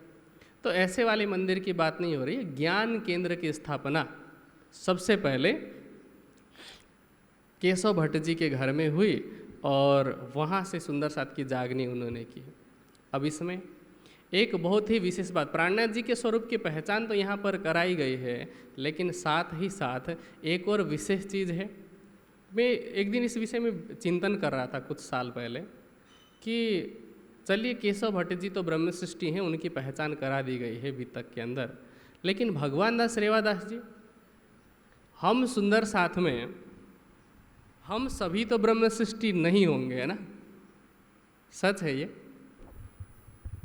स्वीकार नहीं करेंगे और करना भी नहीं चाहिए कि हम ब्रह्म सृष्टि नहीं हैं। दावा कैसा होना चाहिए, हम ब्रह्म सृष्टि ही हैं। इसका मतलब क्या है, चौपाई कहती है ना कि ना जाने इस झुंड में कौन सो आगे, नहीं हो भी सकते नहीं भी हो सकते, लेकिन हमें दावा लेकर के, और सिर्फ दावा लेना नहीं, जैसे कहते हैं कि अधिकार और कर्तव्य एक सिक्के के दो पहलू होते हैं। तो दावा लिया तो साथ में कर्तव्य भी जुड़ गया कि हम ब्रह्म सृष्टि हैं, तो ब्रह्म सृष्टि की जैसी रहनी हो। तो जितने भी सुंदर साथ हैं जिनको तारतम्य ज्ञान मिला है, ये जरूरी नहीं है कि वो ब्रह्म सृष्टि हैं, ईश्वर सृष्टि है, जीव सृष्टि है, ये जानने की जरूरत नहीं है, पहला। दूसरा ये कि वो मतलब सामने वाला कोई व्यक्ति ब्रह्म सृष्टि है कि नहीं है, वो जानने की ज़रूरत भी नहीं, क्योंकि उसका कोई फ़ायदा भी नहीं है, आपको कोई फ़ायदा नहीं मिलेगा।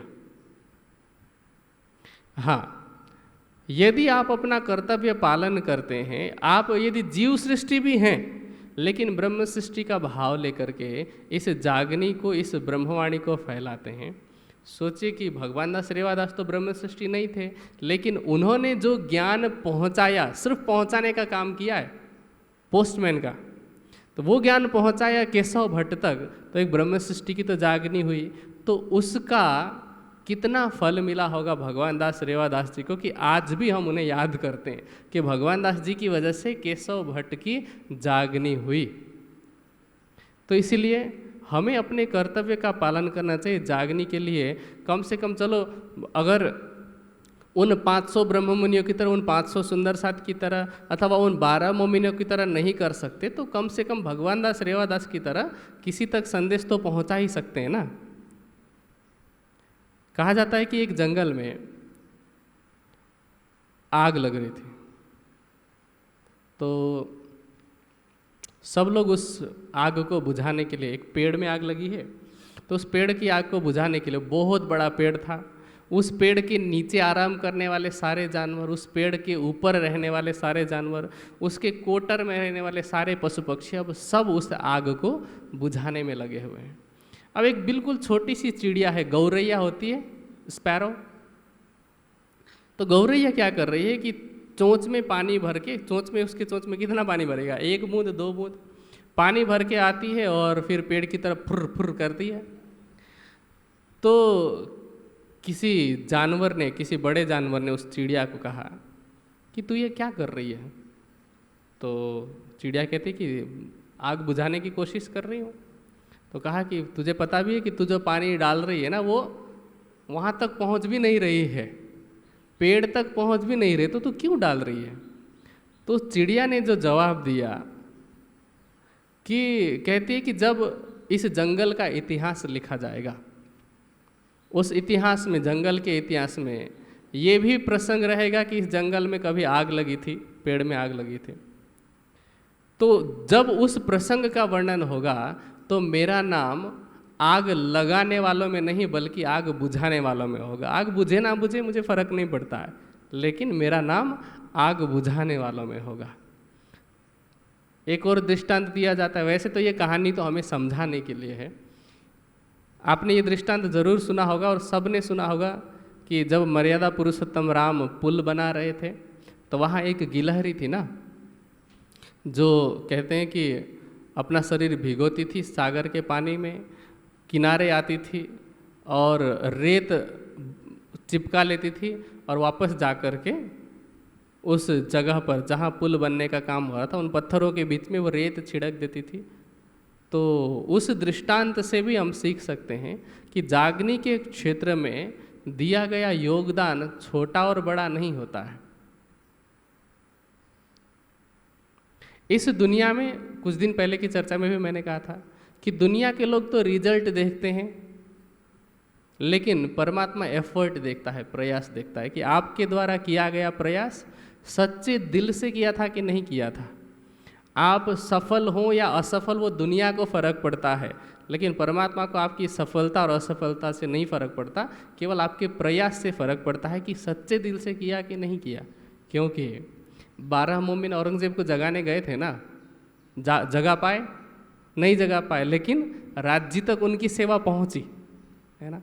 ऐसे ही जितने भी जगह पर गए हों, बहुत सारी जगह पर असफलता हाथ लगी है ना, लेकिन जो जो भी गए उन सब का नाम स्वर्ण अक्षरों में लिखा गया। और यहाँ तो भले ही कैसे भी लिखा हो, राज्य के हृदय में उन ब्रह्म सृष्टियों की सेवा अखंड है। इसीलिए इस जागनी के क्षेत्र में चाहे कोई योगदान भगवान दास रेवादास जैसा हो, चाहे केशव भट्ट जी जैसा हो, चाहे भीमबाई जी जैसा हो, उन सब की सेवा को राज्य देखते हैं, राज्य देख रहे हैं और वो याद रखते हैं। इसीलिए हम सब अपने अपने स्तर पर जैसी सेवा कर सकते हैं वैसी सेवा स्वयं अपने दिल से, वितक से स्वयं शिक्षा लेकर के उस सेवा को हम करें। अब केशव जी गए, जा कर के श्री जी से मिले, मिल कर के आए और आकर के जागनी काम शुरू किया। जागनी की तो बहुत सारे लोगों को जगह जगह करके उन्होंने श्री जी के पास भेजा है। दिल्ली में बहुत सारे सुंदर साथ का नाम आया है। और हाँ, आगे चौपाई भी आई, जो मैं पहले भी कह चुका हूँ कि थाना थापिया सिद्धपुर में केशव भट्ट के घर धाम चर्चा नित हो, वहीं साथ रया पकर। अब सुंदर साथ फैलने लग गए। केशव भट्ट जी के द्वारा जो जागनी होने लगे, प्रतिदिन परम धाम की चर्चा होती थी और सुंदर साथ की जागनी हुई। तो ये तो बीच में वो फ्लैशबैक याद करके केशव भट्ट जी की कहानी या केशव भट्ट जी का प्रसंग बताया। अब श्री जी कहाँ कहाँ गए आगे? केशव भट्ट तो दिल्ली में पहुँच के मिले हैं ना, लेकिन दिल्ली तक गए तो वो यात्रा कैसी रही उसके विषय में श्री लालदास जी बता रहे हैं कि अब सिद्धपुर से मेरते पहुँचे धाय। मेरता पहुँचे, मेरता पड़ता है राजस्थान में।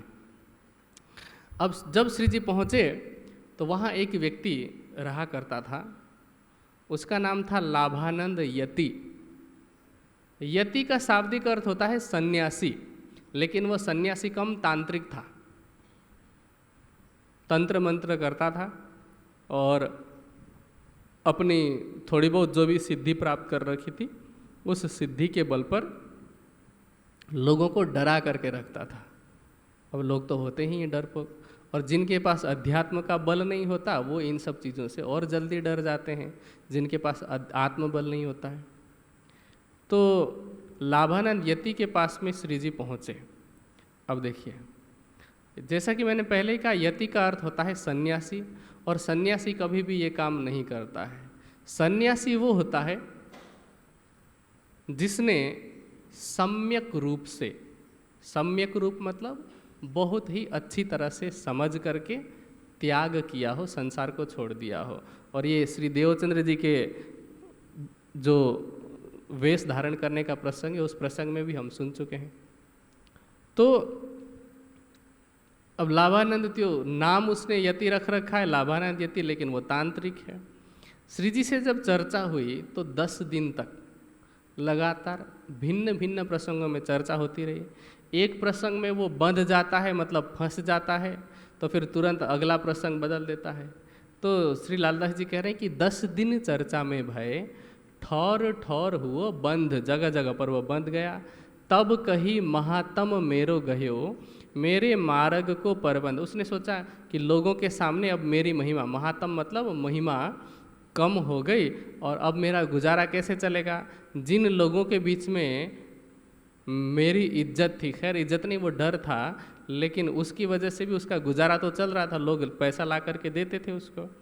तो इसीलिए उसने सोचा कि मैं इनको अपने द्वारा वशीभूत किए गए भूत प्रेतों के द्वारा बड़े बड़े पहाड़ इत्यादि उठा करके उनके नीचे दबा करके मरवा दूंगा। तो उसने जो भी क्रिया उसको आती थी वो करना शुरू किया, लेकिन कहते हैं घर पर्वत उठो नहीं, तब हार के बैठा ठौर। कि जो भी वो मंत्र कर रहा है किसी से कुछ हो नहीं रहा है, ना घर उठ रहा है ना पर्वत उठ रहा है, तो सब लोग हार करके बैठ गए। श्री लालदास जी कहते हैं कि पंच वासना सब देव जहाँ खड़े, तहाँ मंत्र चले क्यों और। जहाँ अक्षर की पंच वासना जिनकी सेवा में खड़ी हो, पंच वासना तो पता ही है ना, कबीर जी, सुखदेव जी, सनकादिक, विष्णु जी और शिव जी। ब्रह्मा विष्णु और शिव जी के द्वारा कहा जाता है कि इस सृष्टि का पालन पोषण और निर्माण होता है। खैर वो त्रिगुणात्मक जो प्रकृति है उसके लिए एक संकेत किया गया है। सोचिए कि जिनकी सेवा में जीव नहीं महाजीव खड़े हों, इनको महाजीव कहा गया है, तो उन्हें एक सामान्य जीव भला क्या कर सकते हैं। और साथ में वाणी कहते हैं ना, असराफिल जबराइल भेज दिए आमर। तो ये सामान्य जीव कुछ कर नहीं सकते थे। अब क्या हो गया कि वो कहते हैं ना कि मजबूरी का नाम महात्मा गांधी, एक कहावत कही जाती है। उसने मौन धारण कर लिया, लाभानंद यति ने मौन धारण किया कि आज से मेरा मौन है। क्योंकि बोलते तो क्या होता,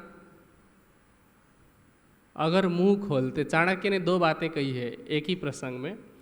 उन्होंने कहा मूर्खाणाम बलम मौनम, मूर्खों का बल क्या है, मौन। मूर्ख व्यक्ति का बल तब तक है जब तक वो मौन है, क्योंकि बोलेगा तो क्या होगा, गलत ही बोलेगा। क्योंकि एक और बात कही चाणक्य ने कि यथा यथा मुंचति वाक्यवाणम तथा विजानाति कुलह प्रमाणम। मूर्ख व्यक्ति जैसे जैसे, मूर्ख हो चाहे विद्वान हो, जैसे जैसे वो शब्द रूपी बाण छोड़ता है अपने मुख से, वैसे वैसे ही उसकी शिक्षा का, उसके कुल का पता चल जाता है। क्योंकि किसी की भद्रता की पहचान अथवा किसी की दुष्टता की पहचान किससे होती है, शब्दों से। दुष्ट व्यक्ति होगा तो वो क्या करेगा, सबके साथ में दुष्टतापूर्वक बोलेगा, और जो भद्र व्यक्ति होगा, सज्जन व्यक्ति होगा, वो वैसे ही बोलेगा। तो लाभानंद ने मौन धारण कर लिया, क्योंकि उसके अंदर वो मूर्खता थी, वो अज्ञानता थी। अब जब वहाँ के लोगों को पता चला कि लाभानंद यति ने तो मौन धारण कर लिया, और उनका कारण कौन है कि कोई साधु है आए हुए, उनसे 10 दिन तक शास्त्रार्थ हुआ और लाभानंद यति तो अनुत्तर हो गए हैं, चुप हो गए हैं। सब लोगों को लगा कि अब हमारा समय है, अब हमारा अवसर है, जा कर के सुन सकते हैं, सीख सकते हैं। तो वहाँ कहते हैं, शोर पड़िया शहर में आवत सब खलक, घेर रहे मधमाखी ज्यों कोई आए बीच हक। कि जैसे एक रानी मक्खी होती है, तो उस रानी मक्खी को सभी मक्खियाँ घेर लेती हैं, बिल्कुल भी जगह नहीं होती। तो यहाँ पर यह आलंकारिक रूप में प्रयोग किया है कि इतनी भीड़ आने लग गई, मेरता शहर के बहुत सारे लोग आने लग गए, और उन बहुत सारे लोगों में से कुछ लोग जिनको श्री जी की बात समझ में आई, चर्चा समझ में आई, उन्होंने तारतम्य ज्ञान ग्रहण किया। अब उन सब सुंदर साथ का नाम इसमें ले रहे हैं संक्षेप में। उनमें राजा राम जी है, झांझन भाई हैं और उनका संपूर्ण परिवार है, और बहुत सारी महिलाएं भी आई हैं वहाँ पर। भागबाई, तेजबाई, अनूपो, राधा, बेनबाई और एक मुरलीधर सुंदर साथ हैं, आगे उनका नाम आता है अष्टप्रहर की सेवा में। तो ये सारे सुंदर साथ आते हैं, तारतम्य ज्ञान ग्रहण करते हैं।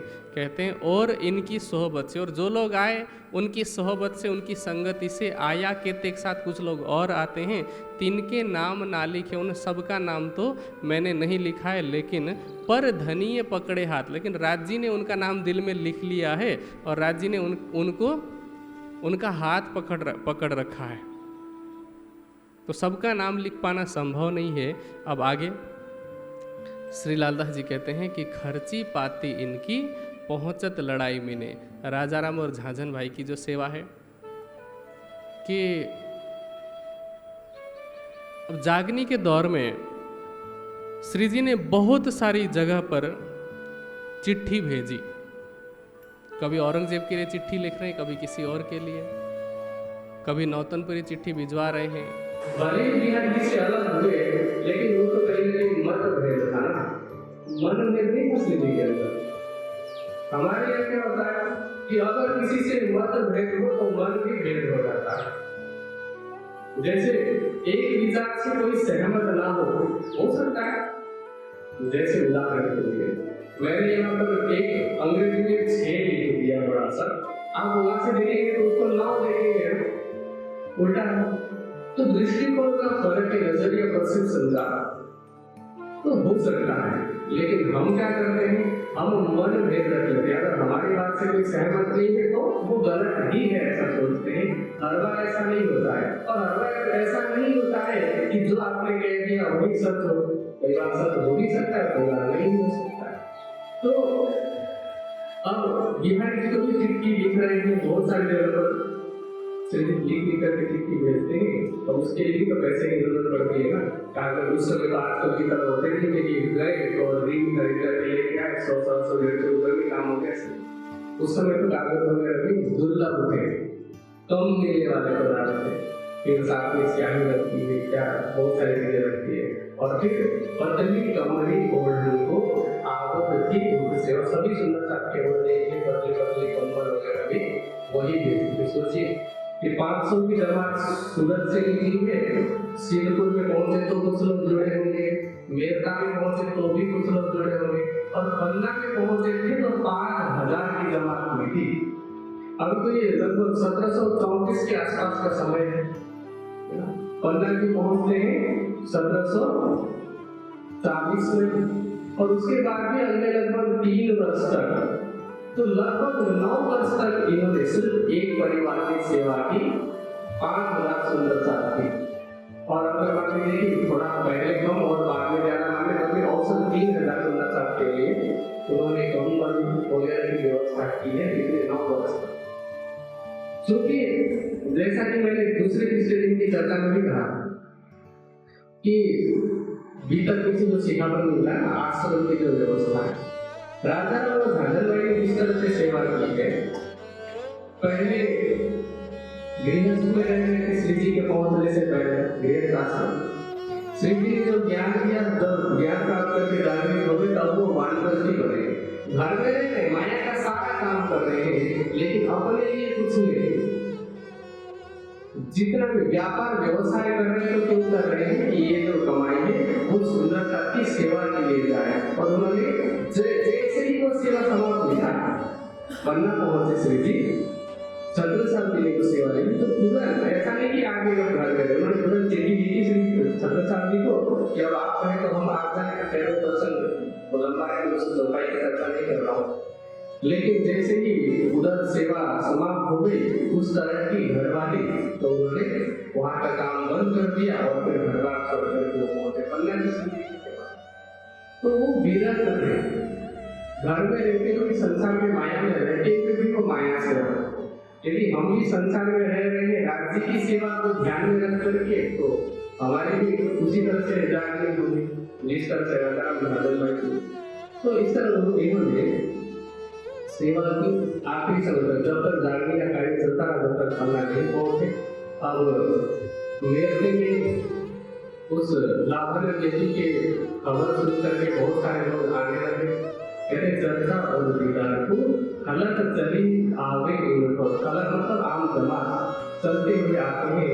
कहते कि एक बातें बहुत है कहाँ तो कहूँ बनाए जो इस लीला में हाजिर एक अनुभव है। और वहाँ जो भी लीला हुई जो भी घटना हुई इससे लाला जी कह रहे कि वर्णन करना संभव नहीं है पूरी तरह से। जो वहां पर श्री जी के साथ लीला में शामिल थे उन्हें इस बात का अनुभव है। आज इस लीला का अनुभव आपको अगर मैं पूछूं इस लीला का अनुभव कोई करना चाहेगा कि श्री जी के साथ और सुंदर साहब के साथ में जो भी लीला होती थी जागरण के समय में कौन कौन करना चाहेगा? तो मुझे लगता है कि सभी लोग कहेंगे कि हाँ हम करना चाहते हैं। उसका उपाय भी है लेकिन उपाय में मैं दूंगा तो मैं ऐसा नहीं कर सकते लेकिन दूसरा उपाय भी उपाय क्या है कि जहां कहीं भी जागने का दौर चल रहा हो साल के समय निकालें। मैं यहाँ के ज्ञान के प्रोग्राम की बात नहीं कर रहा हूँ क्योंकि जागने का दौर ऐसे नहीं होता। यहाँ चर्चा होती है या औपचारिकता है। यहाँ से चर्चा जा रही है तो हो सकता है कि यूट्यूब के माध्यम से बहुत सारे नए लोग सुने और समझ में आए वो अलग है। लेकिन अगर मान लीजिए कि इस यूट्यूब को बीच में से हटा दिया जाए तो मैं आप लोगों के बीच में जो चर्चा कर रहा हूँ वो सिर्फ औपचारिकता इसलिए क्योंकि हम वर्षों से सुनते आ रहे हैं। आप कुछ दृष्टांत नहीं हो सकते हैं, किसी चीज को समझाने का तरीका पिछली बार से बड़ा हट करके हो सकता है लेकिन बाकी घटना का हम सबको पता है क्या करना है क्या नहीं करना है हमको पता है लेकिन अनुभव नहीं। ये अनुभव चाहिए तो जहाँ कहीं भी दूर दराज के इलाके में जागने का कार्य चल रहा होगा तो वहाँ सेवा के लिए निकलेंगे। जैसे मान लीजिए उदाहरण के लिए स्वामी जी जा रहे हैं, स्वामी जी के साथ में कोई भी जा रहा हमें पता चले कि वहाँ पर कार्यक्रम हो रहा है तो हम अपनी योजना बनाए कि हम वहाँ पर जाएंगे सेवा के लिए, टूर के लिए नहीं, पिकनिक के लिए सेवा का भाव लेकर के हम यहाँ से निकले, कार्यक्रम में पहुंचे, जितनी सेवा कर सकते हैं हम दिल से राज्य के लिए। ऐसा नहीं कि हम सेवा कर रहे हैं और माइक में नाम नहीं आ रहा है तो नाराज हो रहे कि हमारी सेवा को बताया नहीं गया है, हमारा नाम नहीं लिखा है। ऐसे राज्य को दिखाने के लिए हम निकले, वहां पहुंचे, जाएं और जब तक रह सकते हैं, जब तक दौड़ चल सकता है, जब तक हमारे पास समय हम निकाल सकते हैं उतने समय तक रहे तो हमें कुछ लीला की कुछ झलक मिलेगी कि कुछ ऐसा ही उस समय के सुंदर साहब को आनंद आता होगा।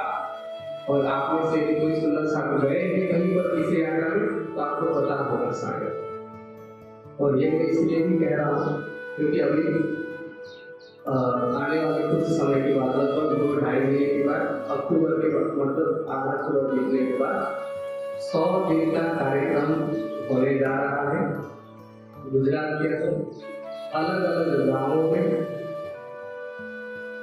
5 गांव के बीच में किसी एक गांव में बड़ी चर्चा रखी जाएगी। वहां हम शाम के दोपहर के बाद पहुंचेंगे, शाम को मंच लगेगा, सुबह मंच लगेगा, फिर 2 समय का मंच करके चर्चा करके फिर अगले गांव में जाएंगे जहाँ निश्चित होना रहेगा, फिर वहां जाएंगे, वहां भी उसी तरह से चर्चा करेंगे, शाम और सुबह फिर आगे बढ़ेंगे। इस तरह से 100 दिन की जागरण यात्रा है। तो इस यूट्यूब के माध्यम से भी और यहाँ प्रत्यक्ष जितने भी सुंदर सा सुन रहे हैं मेरी बात को और जिनको भी लगे कि हमें उस समय जो सेवा का लाभ सुंदर साहब ने लिया था वैसा लाभ लेना है तो आप भी अपनी तैयारी अभी से कर दीजिए। जहाँ तक मुझे पता है यदि कोरोना के केसेस नहीं बढ़े और शायद गुजरात में इलेक्शन आने वाले, इलेक्शन की वजह से कोई बाधा नहीं हुई क्योंकि कई बार आचार संहिता लगा देते, तो 18 अक्टूबर से ये कार्यक्रम शुरू होगा। हाँ, सितंबर के वार्षिकोत्सव में सारी जगह की निश्चित हो जाएगी कि पहले दिन कार्यक्रम कहाँ से शुरू करना है और समापन कहाँ जाकर के करना है। तो सुंदर साहब अभी से मन ही मन योजना बना ले कि हमें जाना है और तैयारी करें अपने अपने हिसाब से। हाँ, जब तैयारी करें तो अपने हिसाब से ऐसी तैयारी करें कि हम किसी पर बोझ भी ना बने। हम ऐसा करें कि हम दूसरे की भी जिम्मेदारी उठाने के लिए तैयार हैं। हमें कौन लेकर के जाएगा, कौन उठाएगा, कौन बैठाएगा, कौन खाएगा, जैसे सूरत की सुंदर का सोचा नहीं था वैसे ही हम भी बस राज्य पर दृढ़ विश्वास लेकर के चले और जागरण की सेवा में अपना योगदान दें। ठीक है, तो श्री लाला जी के लिए जो एक लीला में हाजिर एक अनुभव देता है वो उन सुंदर साथ के अनुभव में यदि हम भी ऐसा अनुभव लेना चाहते हैं तो वैसा ही करें। अब आगे कहते हैं कि सुनी बात जब जसवंत की तब पाती लिखी हुई। जसवंत सिंह एक राजा है। श्री जी ने सुना कि जसवंत सिंह नाम का एक वीर हिंदू राजा है, लेकिन वो औरंगजेब के दरबारी राजाओं में से। अब श्री जी चाहते हैं कि उस समय के जितने भी हिंदू राजा हैं वो जाकर और औरंगजेब जो अत्याचार कर रहा है हिंदुओं के खिलाफ, कभी जजिया कर लगा रहा है, कभी कुछ और कर लगा रहा है, कभी कोई मंदिर तोड़ रहा, कभी कुछ कर रहा है, तो औरंगजेब के अत्याचार से रक्षा करने के लिए वो चाहते हैं कि कोई हिंदू राजा तैयार हो। राजा कोई होगा तो चुनौती भी दे सकता है युद्ध के लिए। तो श्री जी ने चिट्ठी लिखी, पार्टी लिखी और पार्टी लिख करके गोवर्धन जी के हाथ में दे दिया। अटक नदी जो कि पहले पंजाब के अंदर पड़ता था और तो सत्ता बंटवारे के बाद इधर उधर में कुछ हो गया, तो अटक पार जसवंत सिंह से मिलने के लिए भेजा गया। मैं संक्षेप में जसवंत सिंह की थोड़ी सी कहानी बताता हूँ। जसवंत सिंह और औरंगजेब के दरबारी राजाओं में से एक थे और दरबार लगा हुआ था एक दिन दिल्ली में थे उस समय।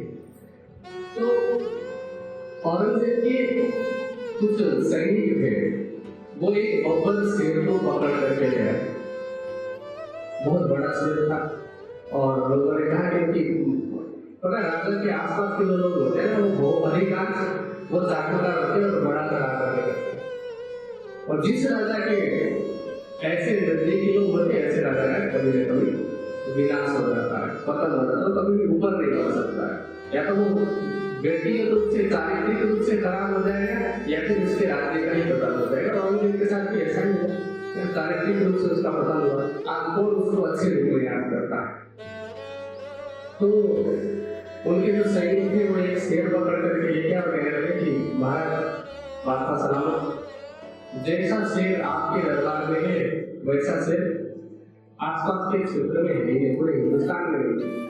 जैसा कि पूरे जंगल में जाकर के इंसिडेंट लेकर के शेर की मांग कर गया है। तो औरंगजेब ने भी कहना शुरू कर दिया और फिर जो आसपास के जो राजा थे दरबारी उनको जोड़ते थे कि कोई है माइकाला जो मेरे शेर को चुनौती दे सके, किसी के पास मेरे शेर से बड़ा शेर है। तो जसवंत सिंह ने कहा कि हाँ मेरे पास आपके शेर से भी बलवान ताकतवर शेर। औरंगजेब उसको चुनौती पसंद नहीं है कि कोई उसे चुनौती दे दे। औरंगजेब ने कहा कि ठीक है, फिर तुम अपने शेर की लड़ाई मेरे शेर से करवाओ, अगर हार गया तुम्हारा शेर तो तुम्हें फांसी पे लटका दूंगा, सूली पर लटका दूंगा। जसवंत सिंह ने कहा ठीक है। और जो दिन निश्चित हुआ था उस निश्चित दिन को जसवंत सिंह आए अपने लगभग 12-13 वर्ष के पुत्र के साथ में। उनका नाम था पृथ्वी सिंह। 12-13 वर्ष का बालक उसको लेकर के दरबार में आया तो सब लोग हंसी उड़ाने लगे कि तुम तो शेर लेके आए। उन्होंने कहा तो और कहा जसवंत सिंह ने कि बादशाह यही तो मेरा शेर है, अपने बच्चे को देखा कर। और मुझे खुन्नस खाया होगा, उसको ये नहीं था कि वो बच्चा है तो मर जाएगा नहीं, उसके कारण ठीक है लड़ाई करवाते हैं। पिंजरा खोला गया, उसके बच्चे को अंदर डाल दिया। अब शेर क्या करता है कि हमला करने के लिए पहले 2 कदम पीछे जाता है, झुकता है झपटा मारने के लिए। तो जैसे ही वो तैयारी कर रहा था, ऐसे में पृथ्वी सिंह ने अपनी तलवार निकाली। अब एक पृथ्वी सिंह तो शेर के सामने लड़ रहा है, एक उसके पिताजी ये जसवंत सिंह, दोनों एक जैसे। जसवंत सिंह का बेटा तुझे शर्म नहीं आती, शेर हथियार लेके थोड़ी लड़ रहा है, शेर निकल है और तू हथियार लेके लड़ रहा है, वो और करा है। तो पृथ्वी सिंह ने कहा ठीक है, उसने तलवार फेंकी। अब जैसे ही शेर सामने आया, घोड़ा करके झपट्टा मारने के लिए उसने जैसे ही मुंह खोला, तो पृथ्वी सिंह ने क्या किया कि ऐसे दोनों हाथ से ऊपर का जबड़ा ऊपर, नीचे का जबड़ा नीचे, और ऐसे करके इस तरह से काट के जैसे कोई पुराना कमजोर कपड़ा, और शेर को मार दिया। औरंगजेब डर गया। बीतल में घटना में ये इतिहास की घटना है। औरंगजेब डर गया कि 13 साल का है तो ऐसा है, ये बड़ा हो जाएगा तो मेरे राज्य के लिए खतरा है, अगर इसने विरोध किया तो ये मेरे लिए ये कांटा बन सकता है, सिरदर्द बन सकता है। तो इसलिए वो नीति काम कहते हैं कि सांप के बच्चे को जहर बनने से पहले ही जब संभव हो जाए तो तभी दबा देना चाहिए राजनीति। औरंगजेब ने सोचा कि इसको अभी मरवाना चाहिए। तो जसवंत सिंह को क्या किया उसने कि जो अफगानिस्तान के जो लोग थे वो औरंगजेब के राज्य के खिलाफ विद्रोह कर रहे थे, तो उस विद्रोह को दमन करने के लिए भेज दिया। जब वहां पर थे जसवंत सिंह तो इधर षड्यंत्र करके साजिश करके पृथ्वी सिंह को मरवा दिया। और जब ये खबर सुनी जसवंत सिंह ने, क्योंकि पुत्र से इतना प्यार करते थे वो, क्योंकि गरीब ऐसा थोड़ी था, ऐसा बलिष्ठ था, इतना भरोसा था उनको अपने बेटे पर कि तलवार भी वियोग में नहीं लिया।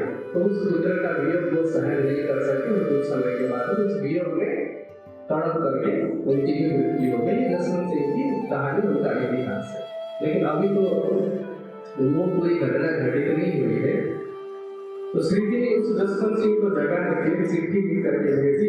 जब वहां पहुंचे तो देखा कि गोवर्धन जी ने देखा कि इसके अंदर तो कोई अंकुर नहीं है, अध्यात्म से धर्म से कोई लेना देना नहीं है, ये तो केवल शरीर को ही हृष्टपुष्ट करने में, बलशाली बनाने में, व्यायाम इत्यादि में खान पान नहीं उनका दिखा है। तो इनके अंदर अध्यात्म का कोई नामो निशान नहीं है। मुझे नहीं लगता कि ये तो परमात्मा के ऐसा सोच करते वो करेंगे। उधर श्री जी वीरता में है, और वीरता में सूर्य रहते हैं 4 महीने तक। एक दिन मार्ग में टहल रहे थे, तो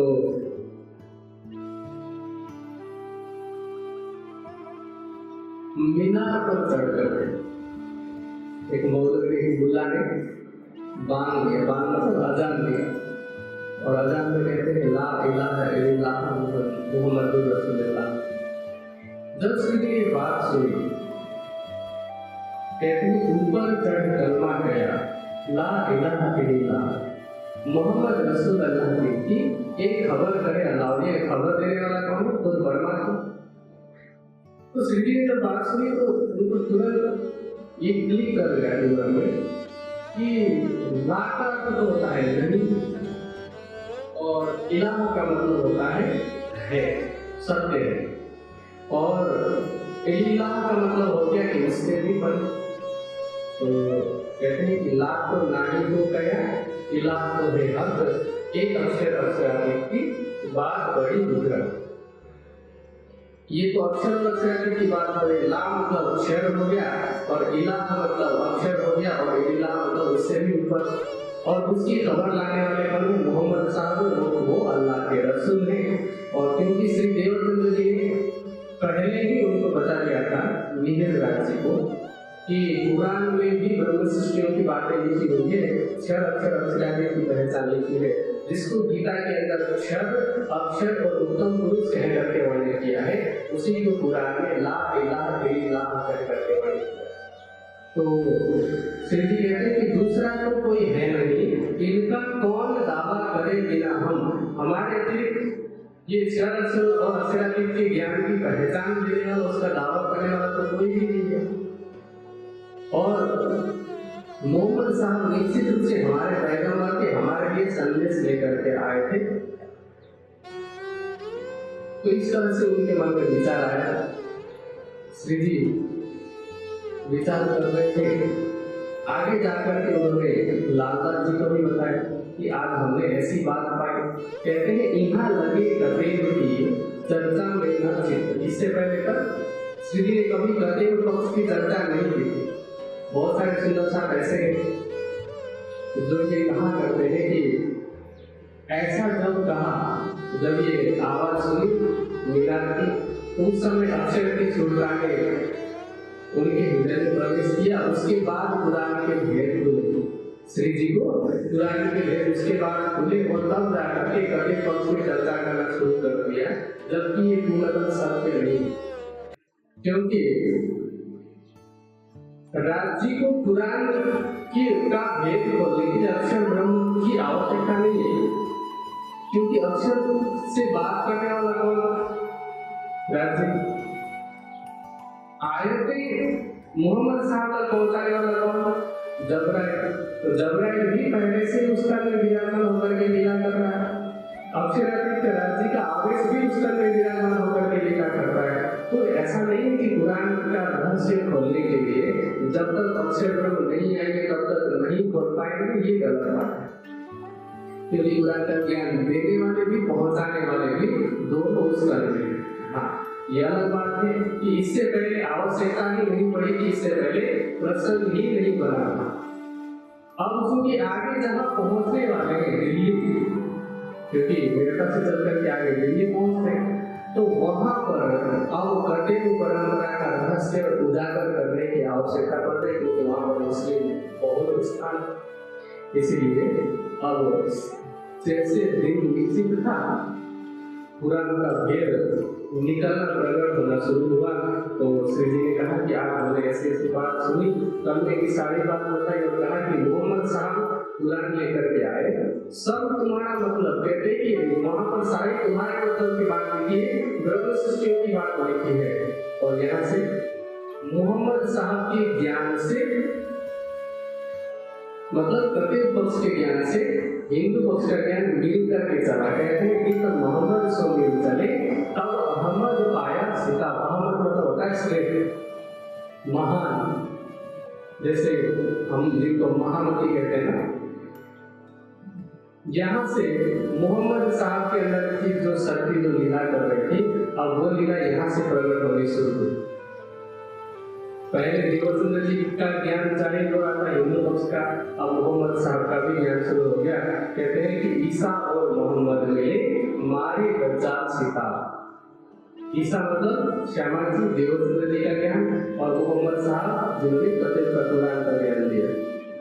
तो हम कहते हैं कि श्री देवचंद्र जी ने कही थी, आवे सकुंडल सकुमार तब खेल देख पीछे फिरे पहुंचे पर्वत दिखा। देवचंद्र जी ने पहले कहा था कि जब सकुंडल और सकुमार की आत्म जागृति होगी, तो वो इस तरह से इस तीव्रता के साथ में ब्रह्मवाणी का विस्तार करेंगे, ब्रह्मवाणी का प्रचार करेंगे कि सभी ब्रह्म सृष्टि खेल देख करके वापस चले जाएंगे, क्योंकि सबको राज्य के स्वरूप की पहचान होगी। इसलिए अब हमें उनको ढूंढना है, माया से बाहर निकालना है। उसके लिए अज्ञान रूपी कलियुग को अथवा दज्जाल को मारना जरूरी है। तो कहते हैं कुली दज्जाल को मारिए, करत बद पहले बाहर। क्योंकि जिसको हिंदू धर्मग्रंथों में कलियुग कह करके वर्णन किया है, कलियुग अलग से ऐसा व्यक्ति नहीं है। भागवत में तो ऐसा दिखाया गया है कहने के लिए कि तो एक व्यक्ति था जो गाय को पीटे में कहीं लेकर के जा रहा था, तो वो कलियुग था, गाय को। ये सब आलंकारिक वर्णन है कि धरती में इस संसार में अज्ञान रूपी कलियुग का बोलबाला है। इसी तरह से दज्जाल भी उसको कहा गया है। तो श्री जी ने कहा कि उस अज्ञान रूपी कलियुग को, अज्ञान रूपी दज्जाल को समाप्त करना है। और जब ऐसा होगा तो सभी ब्रह्म सृष्टियों की जागृति हो जाएगी। अब ऐसा विचार करके मेरठा से श्री जी चले। मेरठा से चल करके गोकुल पहुंचे, फिर मथुरा, फिर आगरा होते हुए कुछ दिन तक आगरा में रहे और श्री जी पहुंचे दिल्ली। गोकुल, मथुरा और आगरा होते हुए दिल्ली पहुंचे। अब कुछ लोग जो सुंदर साहब ठट्ठा नगर के रहने वाले थे, वे भी जिनको पता चला कि श्री जी साहब इस तरह से दिल्ली में हैं, अब वो भी जागने के लिए अपना समर्पण करके अपना घर बार छोड़ करके आए। उन सब सुंदर साहब के नाम यहाँ पर बता रहे हैं कि हरिराम चौधरी और चिंतामण लालमन और रामचंद्र आए पहुंचे रहे कोई दिल्ली में से बहुत सारे लोग कुछ दिन तक रहे, कुछ लोग बहुत लंबे समय तक रहे। अब दिल्ली में एक सुंदर साहब है, उनका नाम भी शेख बदल, मुसलमान है, लेकिन श्री जी की जब चर्चा सुनी, जिन्होंने सूरत में लालगंज में ग्रहण किया था, अब उनको भी लगा कि जागरण के लिए जाना है। दूसरे जी का कोई वर्णन आता है, प्रसंग आता है कि मुकुंददास जी की नई नई शादी हुई थी। उन्होंने अपनी पत्नी को कहा कि जागरण के लिए अब श्री साहब ने बुलाया, सेवा में जाना है, चलो। तो पत्नी ने कहा कि मैं तो नहीं जा सकती, हमारी तो अभी भी शादी हुई। तो मुकुंद ने कहा कि यदि आप मेरे साथ चल सकती हैं तो चलिए, और यदि नहीं चल सकते तो मेरा आपको अंतिम प्रणाम, आखिरी प्रणाम। इतना कह करके वो निकल गए और कभी लौट करके नहीं गए। बीच में कई जगह पर सुंदर साहब के बीच में भी वो लज्जित हुए, लेकिन उन सब चीजों को उन्होंने धीरे धीरे करके जीत लिया। लोक लाज मर्यादा को जीत लिया, क्योंकि अब हर जैसे वो पहुंचे थे हौसी राजा के वहाँ, तो राजदूत रामदास जो थे, राजदूत रामदास ने उनको डंडे भी बजाया, लेकिन फिर भी वो ईमान से पीछे नहीं हटे। कहीं ना कहीं कमी सबके अंदर होती है, पूर्ण होने की शोभा स्वरूप मूल स्वरूप राज्य को है। यहाँ इस कालमायिक ब्रह्मांड में तो राज्य का आवेश भी किसी तरह में विराजमान होकर के लीला कर रहा है, तो उससे भी कहीं न कहीं किसी प्रकार की कमी हो सकती है, क्योंकि 24 घंटे राज्य के आवेश की लीला नहीं होती। तो वो मुकुंददास जी है जो कि सूरत से आए हैं और आकर के दिल्ली में जहाँ श्री जी ठहरे हुए एक सैयद की हवेली में, वहाँ उन्होंने अपनी आत्म जागृति की। मेरठा से रामचंद्र जी आए और आकर के श्री जी के चरणों में अपना समर्पण किया, और उनके साथ में कुछ सुंदर सख आए थे, वो वापस चले गए। कहते हैं एक मुनकर हुए सो पैठ न सके इस्लाम। बहुत सारे लोग ऐसे भी थे जो आए, सुनने के बाद भी मुकर गए, और उधर तो गोवर्धन जी गए हुए थे, कटक के पास आए, दिल्ली से वापस लाल दरवाजे में पहुंचे। दिल्ली बहुत बड़ी है, आज तो इतनी बड़ी, पहले इतनी बड़ी है कि फिर भी काफी बड़ी। तो जब आए, सुंदर सा क्या करते हैं कि जहां कोई भी जाते हैं वहां राज्य की बात करते हैं, जागरण की बात करते हैं। तो गोवर्धन जी जब आए लाल दरवाजे में, तो एक दुकान में रुके हुए थे, और जिनकी दुकान थी उनका नाम था गंगाराम। तो गंगाराम जी के सामने उन्होंने वाणी की बात की, ब्रह्म ज्ञान की बात की, कार्यक्रम की बात की, और साथ में आशाजीत नाम के एक व्यक्ति थे, वो वकील का काम कर रहे थे उस समय, उनको भी सुनाया। फिर नैन सुख महाजन नाम के व्यक्ति थे, उनके सामने भी बात की। श्री जी ने किसी काम के लिए भेजा था, वो काम अपने हिसाब से करके आए, सफल नहीं हो पाए तो अलग है, लेकिन सेवा उनकी पहुंच रहती है। लेकिन जब आए तो हम क्या करते हैं, हमें तो जितनी जिम्मेदारी जितना बताया जाता है कि इतना करना है, उसके बाद सोचते हैं कि बस औपचारिकता पूरी हो गई और जाकर के अब हमें आराम करना है, लेकिन वो जहाँ जा रहे हैं जाने का कार्य कर रहे हैं। आज भी बहुत सारे ऐसे सुंदर साथ हैं जो अपने साथ में जब भी यात्रा करते हैं तो कोई ना कोई साहित्य रखते हैं, और फिर देखते हैं कि ये थोड़े पढ़े लिखे लोग लगते हैं, उनको साहित्य देते हैं, उनसे बात करते हैं। कई बार तो मैं जैसे बहुत व्यस्त होता हूँ, कई बार कहीं जा रहा होता हूँ तो सुंदर साहब का अचानक फोन आता है, एक बार रिसीव नहीं किया किसी कारण से तो दोबारा फोन आ जाता है, मुझे लगता है कि कोई इमरजेंसी हो गई। मैं फोन उठा लेता हूँ तो कहते हैं कि सुंदर साहब जी इसी तरह से कहीं जा रहे थे और यहाँ पर एक ऐसे व्यक्ति मिले जिनको हमने साहित्य दिया, हमको एक और जिज्ञासा हो रही है तो हमने इनको क्या दिया, थोड़ा कैसे समझना। ऐसे भी बहुत सारे सुंदर साहब हैं।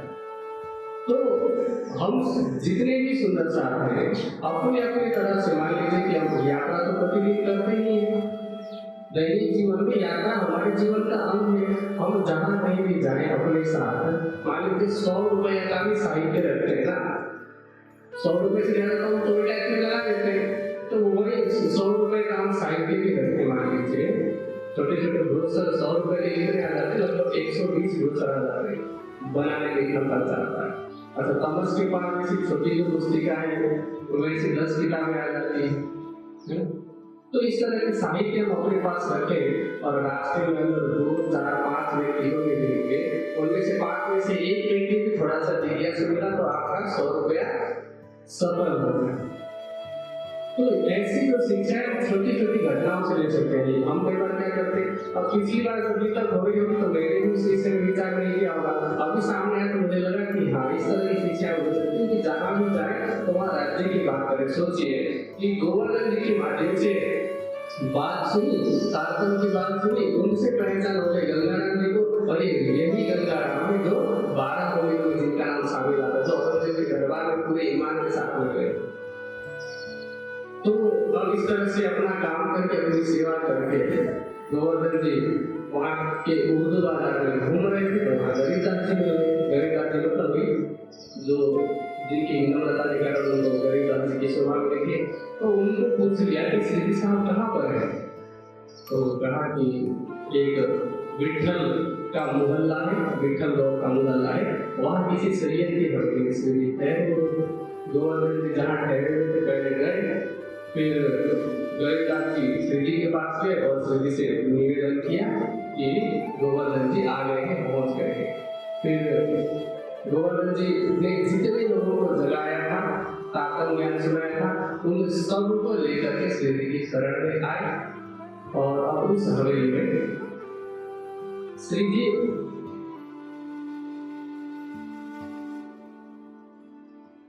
6 महीने तक रहे और वहां से लाल दरवाजे में चले और लाल दरवाजे में जाकर के अब औरंगजेब के लिए चिट्ठी लिखना शुरू किया। चिट्ठी में 22 प्रश्न लिखे उन्होंने। 22 प्रश्न में कयामत से संबंधित बातें हैं, कुरान के बहुत ही गहरे रहस्य हैं। अब वो कयामत के निशान वगैरह कौन से आगे प्रश्न आने पर अभी प्रश्न नहीं है। तो 22 विशेष प्रश्न लिखे और उस प्रश्न को श्री जी तथा लालदास जी ने बहुत मेहनत करके तैयार किया, क्योंकि प्रश्न ऐसे होने चाहिए जो सुने दिल में चुभे विचार करने लगे। उस पार्टी को लेकर के लाल दरवाजे में पहुंचे, वहाँ एक क्षत्रिय के हवेली में रह रहे थे, सुंदर के साथ बैठ करके विचार विमर्श कर रहे कि ठीक है और देता पहुंचाए तो कैसे पहुंचाए। तो वहाँ आसरजीत जी ने, जिन्होंने गोवर्धन जी से ज्ञान सुना था, दातन सुना था, तो वो वकील थे और वकील होने के नाते राज दरबार में आना जाना उनका रहता था, तो वहाँ की बहुत सारी बातों से वो परिचित थे। तो आसरजीत जी ने श्री जी के तरफ प्रणाम करके कहा, जब वो चिट्ठी सुनी तो कहते हैं कि ये तो हिंदुओं का हमेशा रहा दुश्मन, औरंगजेब तो हमेशा हिंदुओं का दुश्मन रहा है। और औरंगजेब के बारे में बात प्रसिद्ध थी कि सुबह सुबह यदि उठते ही इसने किसी हिंदू का मुंह देखे तो वो मरवा देता था। ये कहा और अपने आप को मोमिन कह रहा था, तो हिंदुओं का मुंह देखना नहीं चाहता, तो हिंदी की किताब को तो हिंदी के शब्द को कैसे पढ़ सकता, क्योंकि शरीयत इसके अंदर इतना कूट के भरा हुआ है और उसको भरने वाले भी उसको लेकर मुसलमान कायदे बोल रहे थे। तो आसरजीत जी ने मना किया, तो 2 महीने तक वहां रहे। अब कथे प्रश्न चर्चा खुल करके नहीं कर सकते थे, तो वहां कोई वेद विज्ञान की चर्चा होने लगी। कभी कोई ऐसा मुसलमान आ जाता है तो उनके सामने कथे और पक्ष की चर्चा होती है। तो वहां एक सूफी फकीर आया, और जो सूफी फकीर है, आज तो सूफी मत भी कई हद तक बदनाम हो चुका है, बदनाम। सच्चे जो सूफी संत होते हैं वो वेदांत में जैसी बातें लिखी गई है वेदांत में उसी बात का अनुसरण करते हैं। जैसे वेदांत लोग ये मानते हैं अहम ब्रह्मास्मि, है ना, मैं ब्रह्म हूँ। इसी तरह से सूफी फकीर भी कहते हैं कि मुझे अल्लाह के अलग अलग कहते हैं मेरी खुदा मुझ कर रहे। लेकिन आज वही सूफीपन के नाम पर लोग दिन भर सोते रहते हैं, कहीं ना कहीं किसी न किसी प्रकार का नशा करते रहते हैं, उनके अंदर भी कट्टरता होती है। लेकिन जो सच्चा सूफी फकीर है उसके अंदर इस तरह की कट्टरता नहीं होती है। वो आते थे श्री जी की चर्चा सुनते थे, और चर्चा जब एक बार सुनी तो वो चर्चा इतनी मीठी लगी, कहते हैं मीठी लगी थी उनको, लालच तो आया, चर्चा इतनी अच्छी लगी थी कि उसके लालच में होकर के वो प्रतिदिन आने लगे। अब जो नैनसुख महाजन है, जिन्होंने पहले गोवानंदी से बात सुनी थी, नैनसुख महाजन एक सुंदर सा को लेकर गए, उनका नाम है दयाराम। दयाराम जी को भी चर्चा सुन करके बहुत आनंद मिला। उन्होंने आगे जाकर के चंचल जी से चर्चा की, इस तरह से आए तो चंचल जी ने आकर के श्री जी के सामने प्रणाम किया, उनकी चर्चा सुनी, वो भी ईमान ग्रहण करके आए। और वहाँ दो भाई थे, हरि प्रसाद और हरिकरण। उन्होंने उससे पहले तक कभी ज्ञान चर्चा सुनी नहीं थी, लेकिन जब श्री जी के पास आए, चर्चा सुनी, तो छिप छिप करके चर्चा सुनने के लिए आ गए। श्री जी के ऊपर पूरा ईमान तो है, लेकिन बड़े लोगों से डरते हैं, क्योंकि जैसे कि हम पहले भी चर्चा सुन चुके हैं कि समाज की विडंबना है कि लोग साधु महात्मा का सम्मान तो करते हैं, लेकिन वो साधु महात्मा किसी दूसरे के परिवार का होता है। अपने परिवार का कोई व्यक्ति यदि महात्मा बनता है, साधु बनता है, तो उन्हें किसी से परेशानी होती है, रोकना चाहते हैं कि ये हमारे हाथ से निकल जाएगा। तो हरिप्रसाद हरिकृष्ण की छिप करके चर्चा सुनते थे, क्योंकि बड़े लोग से वो डरते थे कि परिवार को हमें रोकेगा, मना ना करें। तो इस तरह से अब जागरण का क्रम चल रहा है, कभी कोई सुंदर सा सेवा कर रहा है, कभी कोई कर रहा है। एक भिखारी दास है, उनको श्री जी के स्वरूप की उनको ही पहचान है सर, ये बहुत अच्छे साधु है, अच्छे महात्मा है, लेकिन उनकी पहचान से ही सही बड़े श्री जी को अपने घर में पधराया, भोजन लगाया। अब कभी गंगाराम जी आते हैं, तो जब भी आते हैं खाली हाथ कभी नहीं आते, कोई ना कोई सामान लेकर के, क्योंकि एक प्रचलन में हमारे यहाँ भारतवर्ष से हिंदुस्तान में जब भी बड़े लोगों से मिलने जाए तो कुछ ना कुछ भेंट स्वरूप लेकर के जाए। ये ऐसा नहीं कि सामने वाले को किसी चीज की जरूरत है, लेकिन आप कितना ध्यान रखते हैं, आपके अंदर ये सभ्यता समझदारी कितनी है वो देखने के लिए। इसी तरह से दयाराम जी आते हैं तो मिठाई पकवान लेकर के आते हैं।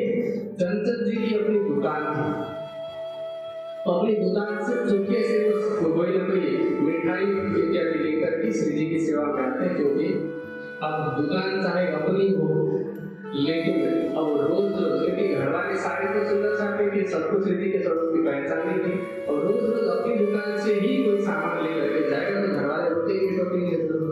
इसलिए चंचल जी चुपके से अपनी दुकान से श्री जी की सेवा में सामान लेकर के आते हैं। कुटुंब परिवार के लोग लड़ते रहते हैं, क्योंकि पता तो चल ही जाता है कि कौन लेकर के जा रहा है, भले ही इतना ही छुपा है। लेकिन कहते हैं इनका मोह मार के काबू में गिरत के, सो परिवार के लोगों को कुछ समझते ही नहीं है। कहते हैं कि मेरे लिए अत्याधिक वेतन सुजात जी की सर्वस्व है, और उनकी सेवा में मैं किसी की भी नहीं सुनूंगा। अब इस तरह से लोग जुड़ते गए, लेकिन श्री जी विचार कर रहे हैं कि चलो दूसरे लोग तो जुड़ रहे हैं, लेकिन सुल्तान औरंगजेब हमारी बात कैसे सुनेगा, क्योंकि यहाँ बैठे बैठे तो मुझे नहीं लगता कि जागृत हो पाएगी औरंगजेब की। इससे अच्छा ये कि हम यहाँ से कहीं और जाए, और कहीं और जा करके तैयारी करें, और किसी और उपाय से औरंगजेब की जांच भी करें। ऐसा विचार करके श्री जी दिल्ली से चले। दिल्ली से चल करके श्री जी पहुंचते शाहजहांपुर गोड़िया। शाहजहांपुर श्री जी जब दिल्ली से गुजरे होंगे तो इस तरह से हो सकता है कि हरिद्वार की जमीन से होते हैं, क्योंकि हरिद्वार का रास्ता इधर ही है, पहले वाला हाईवे थोड़ी बनता है, एक साथ होते हैं। तो पहुंचे श्री जी शाहजहांपुर, और दिल्ली से चलते समय सबको लेकर के नहीं गए, जो भी वयोवृद्ध सुंदर साथ थे उनको किसी स्थान में, निश्चित स्थान में रख दिया, और जो लड़े छड़े मतलब नौजवान जो भागने फिर रहे थे सबसे हम ऐसे सुंदर साथ को साथ में लेगा। और श्री जी ने कहा कि हम आपकी खबर लेते रहेंगे और जब आवश्यकता होगी, जब समय आएगा तो हम आपको भी बुला लेंगे। तो इस तरह से श्री जी पहुंचते हैं सारनाथपुर।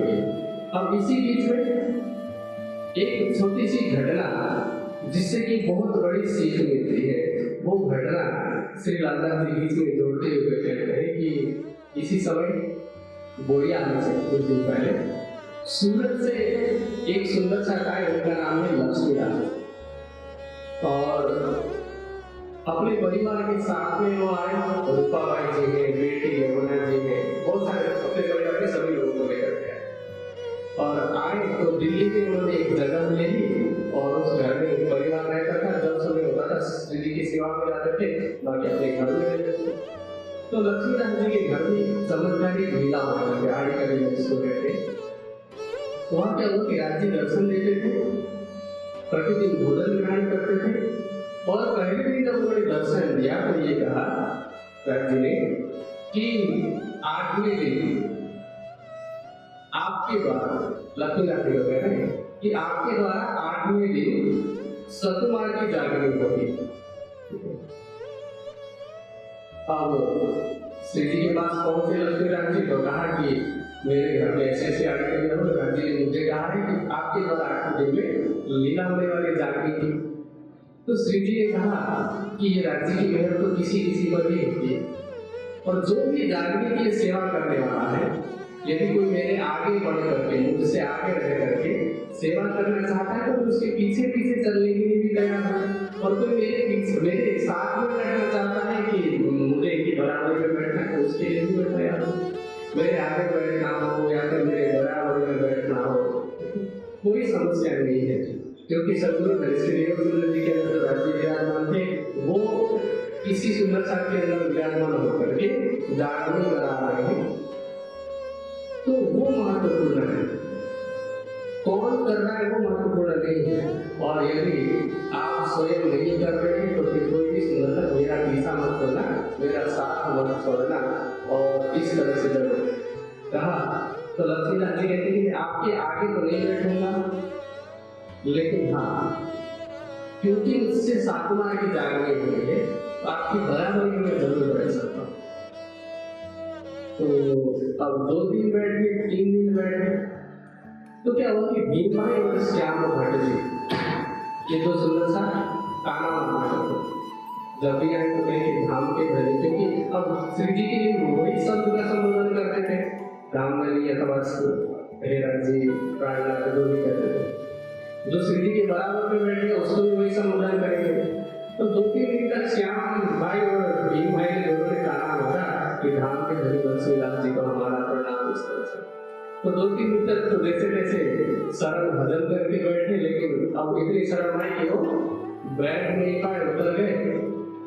अब ऐसा करते करते 8 दिन व्यतीत हो गए। 7 दिन पूरे होकर 8वां जो दिन था, राज्य ने दर्शन किया। जैसे लक्ष्मीदास जी ने कहा कि आज 8वां दिन है, आज आप देर से जागरण करेंगे, तो तुरंत ही राज्य वहां से अंदर ध्यान हुए, ओझल हो गए। कहते हैं तब राज हाथ से भुले हुए, हाथ से निकले, तब हंसी हुई, लक्ष्मीदास जी की हंसी हुई, क्योंकि एक तो नहीं मुकर्रर बखत रोज कयामत के समय में किसी जागरण के ब्रह्मांड में जागरण की सारी शोभा इंद्रावती जी को प्राप्त।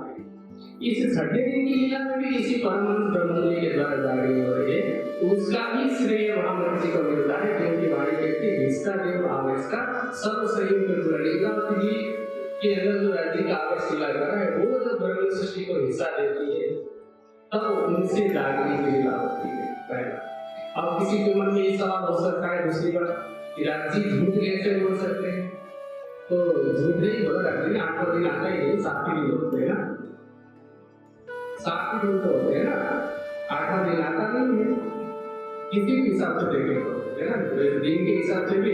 और जहाँ जागरण की बात है तो वहाँ हम 7 दिन की तो बात करते हैं। पहला दिन व्रत, दूसरा दिन रास, तीसरा दिन अर्घ में, चौथे दिन श्री देवकुंज जी के द्वारा, 5वें दिन श्री प्राणनाथ जी के द्वारा, 6ठे दिन अभी ब्रह्ममुनि के द्वारा चल रहा है, 7वां दिन क्या इतनी 8 महीने तो है ही नहीं। तो एक बात ये और दूसरा ये कि इस घटना से हमें शिक्षा मिलती है कि दानी की सारी शोभा इंद्रावती जी को है अथवा श्री प्राणनाथ जी को है। तो ये शिक्षा देने के लिए। और तीसरी बात उन दोनों से भी महत्वपूर्ण है कि ये सिखाया जा रहा है कि वाणी में जो बात लिखी गई है, वाणी में कहा है कि इंद्रावती के भी अन्य संग इंद्रावती जी को सारी शोभा मिली। तो वाणी के विपरीत यदि राज्य भी आकर के कहे इस गाने के ब्रह्मांड में कि ऐसा होगा और वो वाणी के विपरीत हो तो उसको नहीं मानना। इसका मतलब क्या है कि इसको गलत तरीके से मतलब है कि राज्य वाणी के विपरीत बोल देंगे, राज्य झूठ बोल सकते, ऐसा नहीं। इसका तात्पर्य है कि वाणी की महिमा कितनी है वो बताई गई है सकारात्मक। तो इस दर्शन से हमें शिक्षा मिलती है कि गाने के ब्रह्मांड में सारे की सारी शोभा इंद्रावती जी की है और मूल ब्रह्मांड की है। तो ये घटना थी दिल्ली की। अब से दिल्ली से पहुंचे शाहजहांपुर। जब शाहजहांपुर पहुंचे तो वहां माया में अथवा कलियुग समझ लीजिए जिसको आदुद मादुद कहा गया है। जहां कहीं भीतर में आदुद मादुद कि जोर का वर्णन आएगा ना कि यहाँ आदुद मादुद में परेशान किया तो वहां समझ लीजिए कि किसी तरह की बीमारी फैली है जिस वजह से किसी की मृत्यु हुई है। क्योंकि आदुद और मादुद दिन और रात को कहा गया है। दिन और रात मतलब समय का प्रतीक है और समय को हम कहते हैं काल, जिसको मृत्यु कहा जाता है। मैं संक्षेप में बता रहा हूँ। तो वहाँ शाहजहांपुर दुनिया में एक सुंदर साथी नागजी है। तो उनको जब बीमारी उस समय कोई महामारी फैली थी, मिर्गी का दौर चल रहा था, बहुत सारे लोगों की तब मृत्यु हो रही थी। तो उनमें से नागजी भाई को जब इस बीमारी ने पकड़ा तो श्री जी ने क्या किया कि अपने आशीर्वाद से, अपनी मेहर से उनको परम नाम का दर्शन कराया, उनकी शुद्धता को परम नाम दिखाया और अपना जब जोश किया तो श्री जी के जोश ने उस मृत्यु को भी जीत लिया। और ये अक्षरार्थी श्री राज्य की एक जाहिर कृपा थी। मृत्यु से रक्षा करना, भयंकर बीमारी से रक्षा करना राज्य की जाहिर है। तो इस तरह से अब जैसे ही नागजी भाई की रक्षा हुई उसके बाद वो महामारी भी समाप्त हो गई। तो शाहजहांपुर कुड़िया में एक क्षत्रिय रहते थे। उन्होंने श्री जी की ऊपरी पहचान की और फिर सेवा की कुछ दिन तक, लेकिन ऊपरी पहचान की तो काम नहीं किया, श्री जी की चर्चा में ज्ञान में ध्यान नहीं दिया। अब वहां से कुड़िया से शाहजहांपुर से निर्मल दास जी और उनके साथ 4 लोगों को श्री जी ने एक खड़गाली राजा को जगाने के लिए भेजा कि उसकी जाति अगर हो जाए तो हो सकता है कि वो आ जाए सेवा में, वो अलग व्यक्ति निर्मल रहेगा।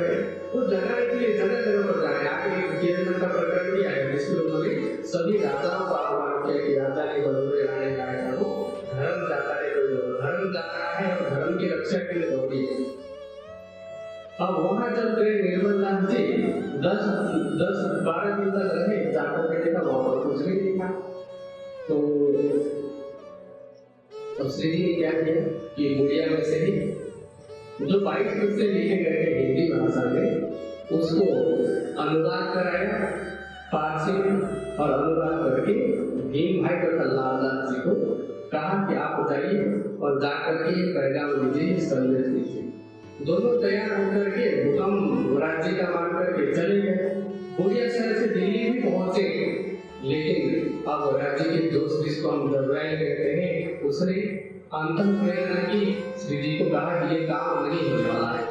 अभी लालदास जी को जा रहे हैं और भीम भाई जी ये काम नहीं होने वाला है, कोई नुकसान हो सकता है, उनको वापस बुला लीजिए। अब पीछे से कांति भाई को श्री जी ने भेजा कि अभी जो पैगाम देने की बात की थी, संदेश देने की, उस हुक्म को, उस आदेश को रद्द कर दिया गया है। अब आप वापस लौट आइए या फिर आप वहां रुके रहिए। जब हम लौट करके आएंगे, अभी आगे जाना है हरिद्वार में, जब हम लौट करके आएंगे तो इस विषय पर विचार करेंगे। तो अब 1 महीने तक श्री जी रहे शाहजहांपुर दुनिया में और 1 महीने तक रह करके श्री जी पहुंचते हैं हरिद्वार। हरिद्वार पहुंचे विक्रम संवत 1735 में। सालीवाहन के हिसाब से 1600 संवत है और वहाँ चल रहा था महाकुंभ का मेला। अब महाकुंभ का मेला क्यों लगता है? वहाँ पर जितने भी हिंदू हैं और हिंदुओं के जितने भी संप्रदाय हैं, जैसे वैष्णवों में रामानुज, निमानुज, विष्णुश्याम, माधवाचार्य के ये अलग अलग संप्रदाय हो गए, 10 नाम सन्यासी है, 3 आश्रम, वन, आरण्य इत्यादि, फिर 6 दर्शनी है, सांख्य, वैशेषिक, न्याय, मीमांसा, वेदांत, योग।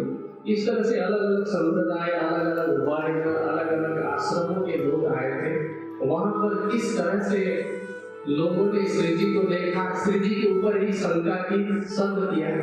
फिर कैसे श्री जी को पूछा कि आप अपना परिचय दीजिए और उनसे किस तरह से बातें।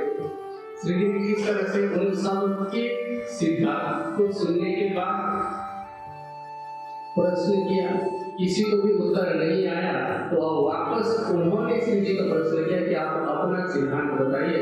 तो किस तरह से हरिद्वार के अंदर श्री जी ने अपनी संप्रदाय की पद्धति बताई। कल का प्रसंग अत्यंत महत्वपूर्ण होने वाला है। हम हो सकता है कि नित्यानंद संप्रदाय की पद्धति तक नहीं पहुंच जाएंगे, अगर तो अच्छी बात है, लेकिन कल के प्रसंग में हम हरिद्वार का सारा प्रसंग सुनेंगे, जिसमें अनेक संप्रदाय की पद्धति सुनेंगे और उन पद्धतियों में कहाँ कहाँ पर क्या कमी है, नित्यानंद दर्शन के आधार पर, वाणी के तात्पर्य ज्ञान के आधार पर सुनेंगे। अभी के लिए समय पूरा होता है, जो करेंगे। मास एक रहे, फिर चले हरिद्वार, आए हरिद्वार में,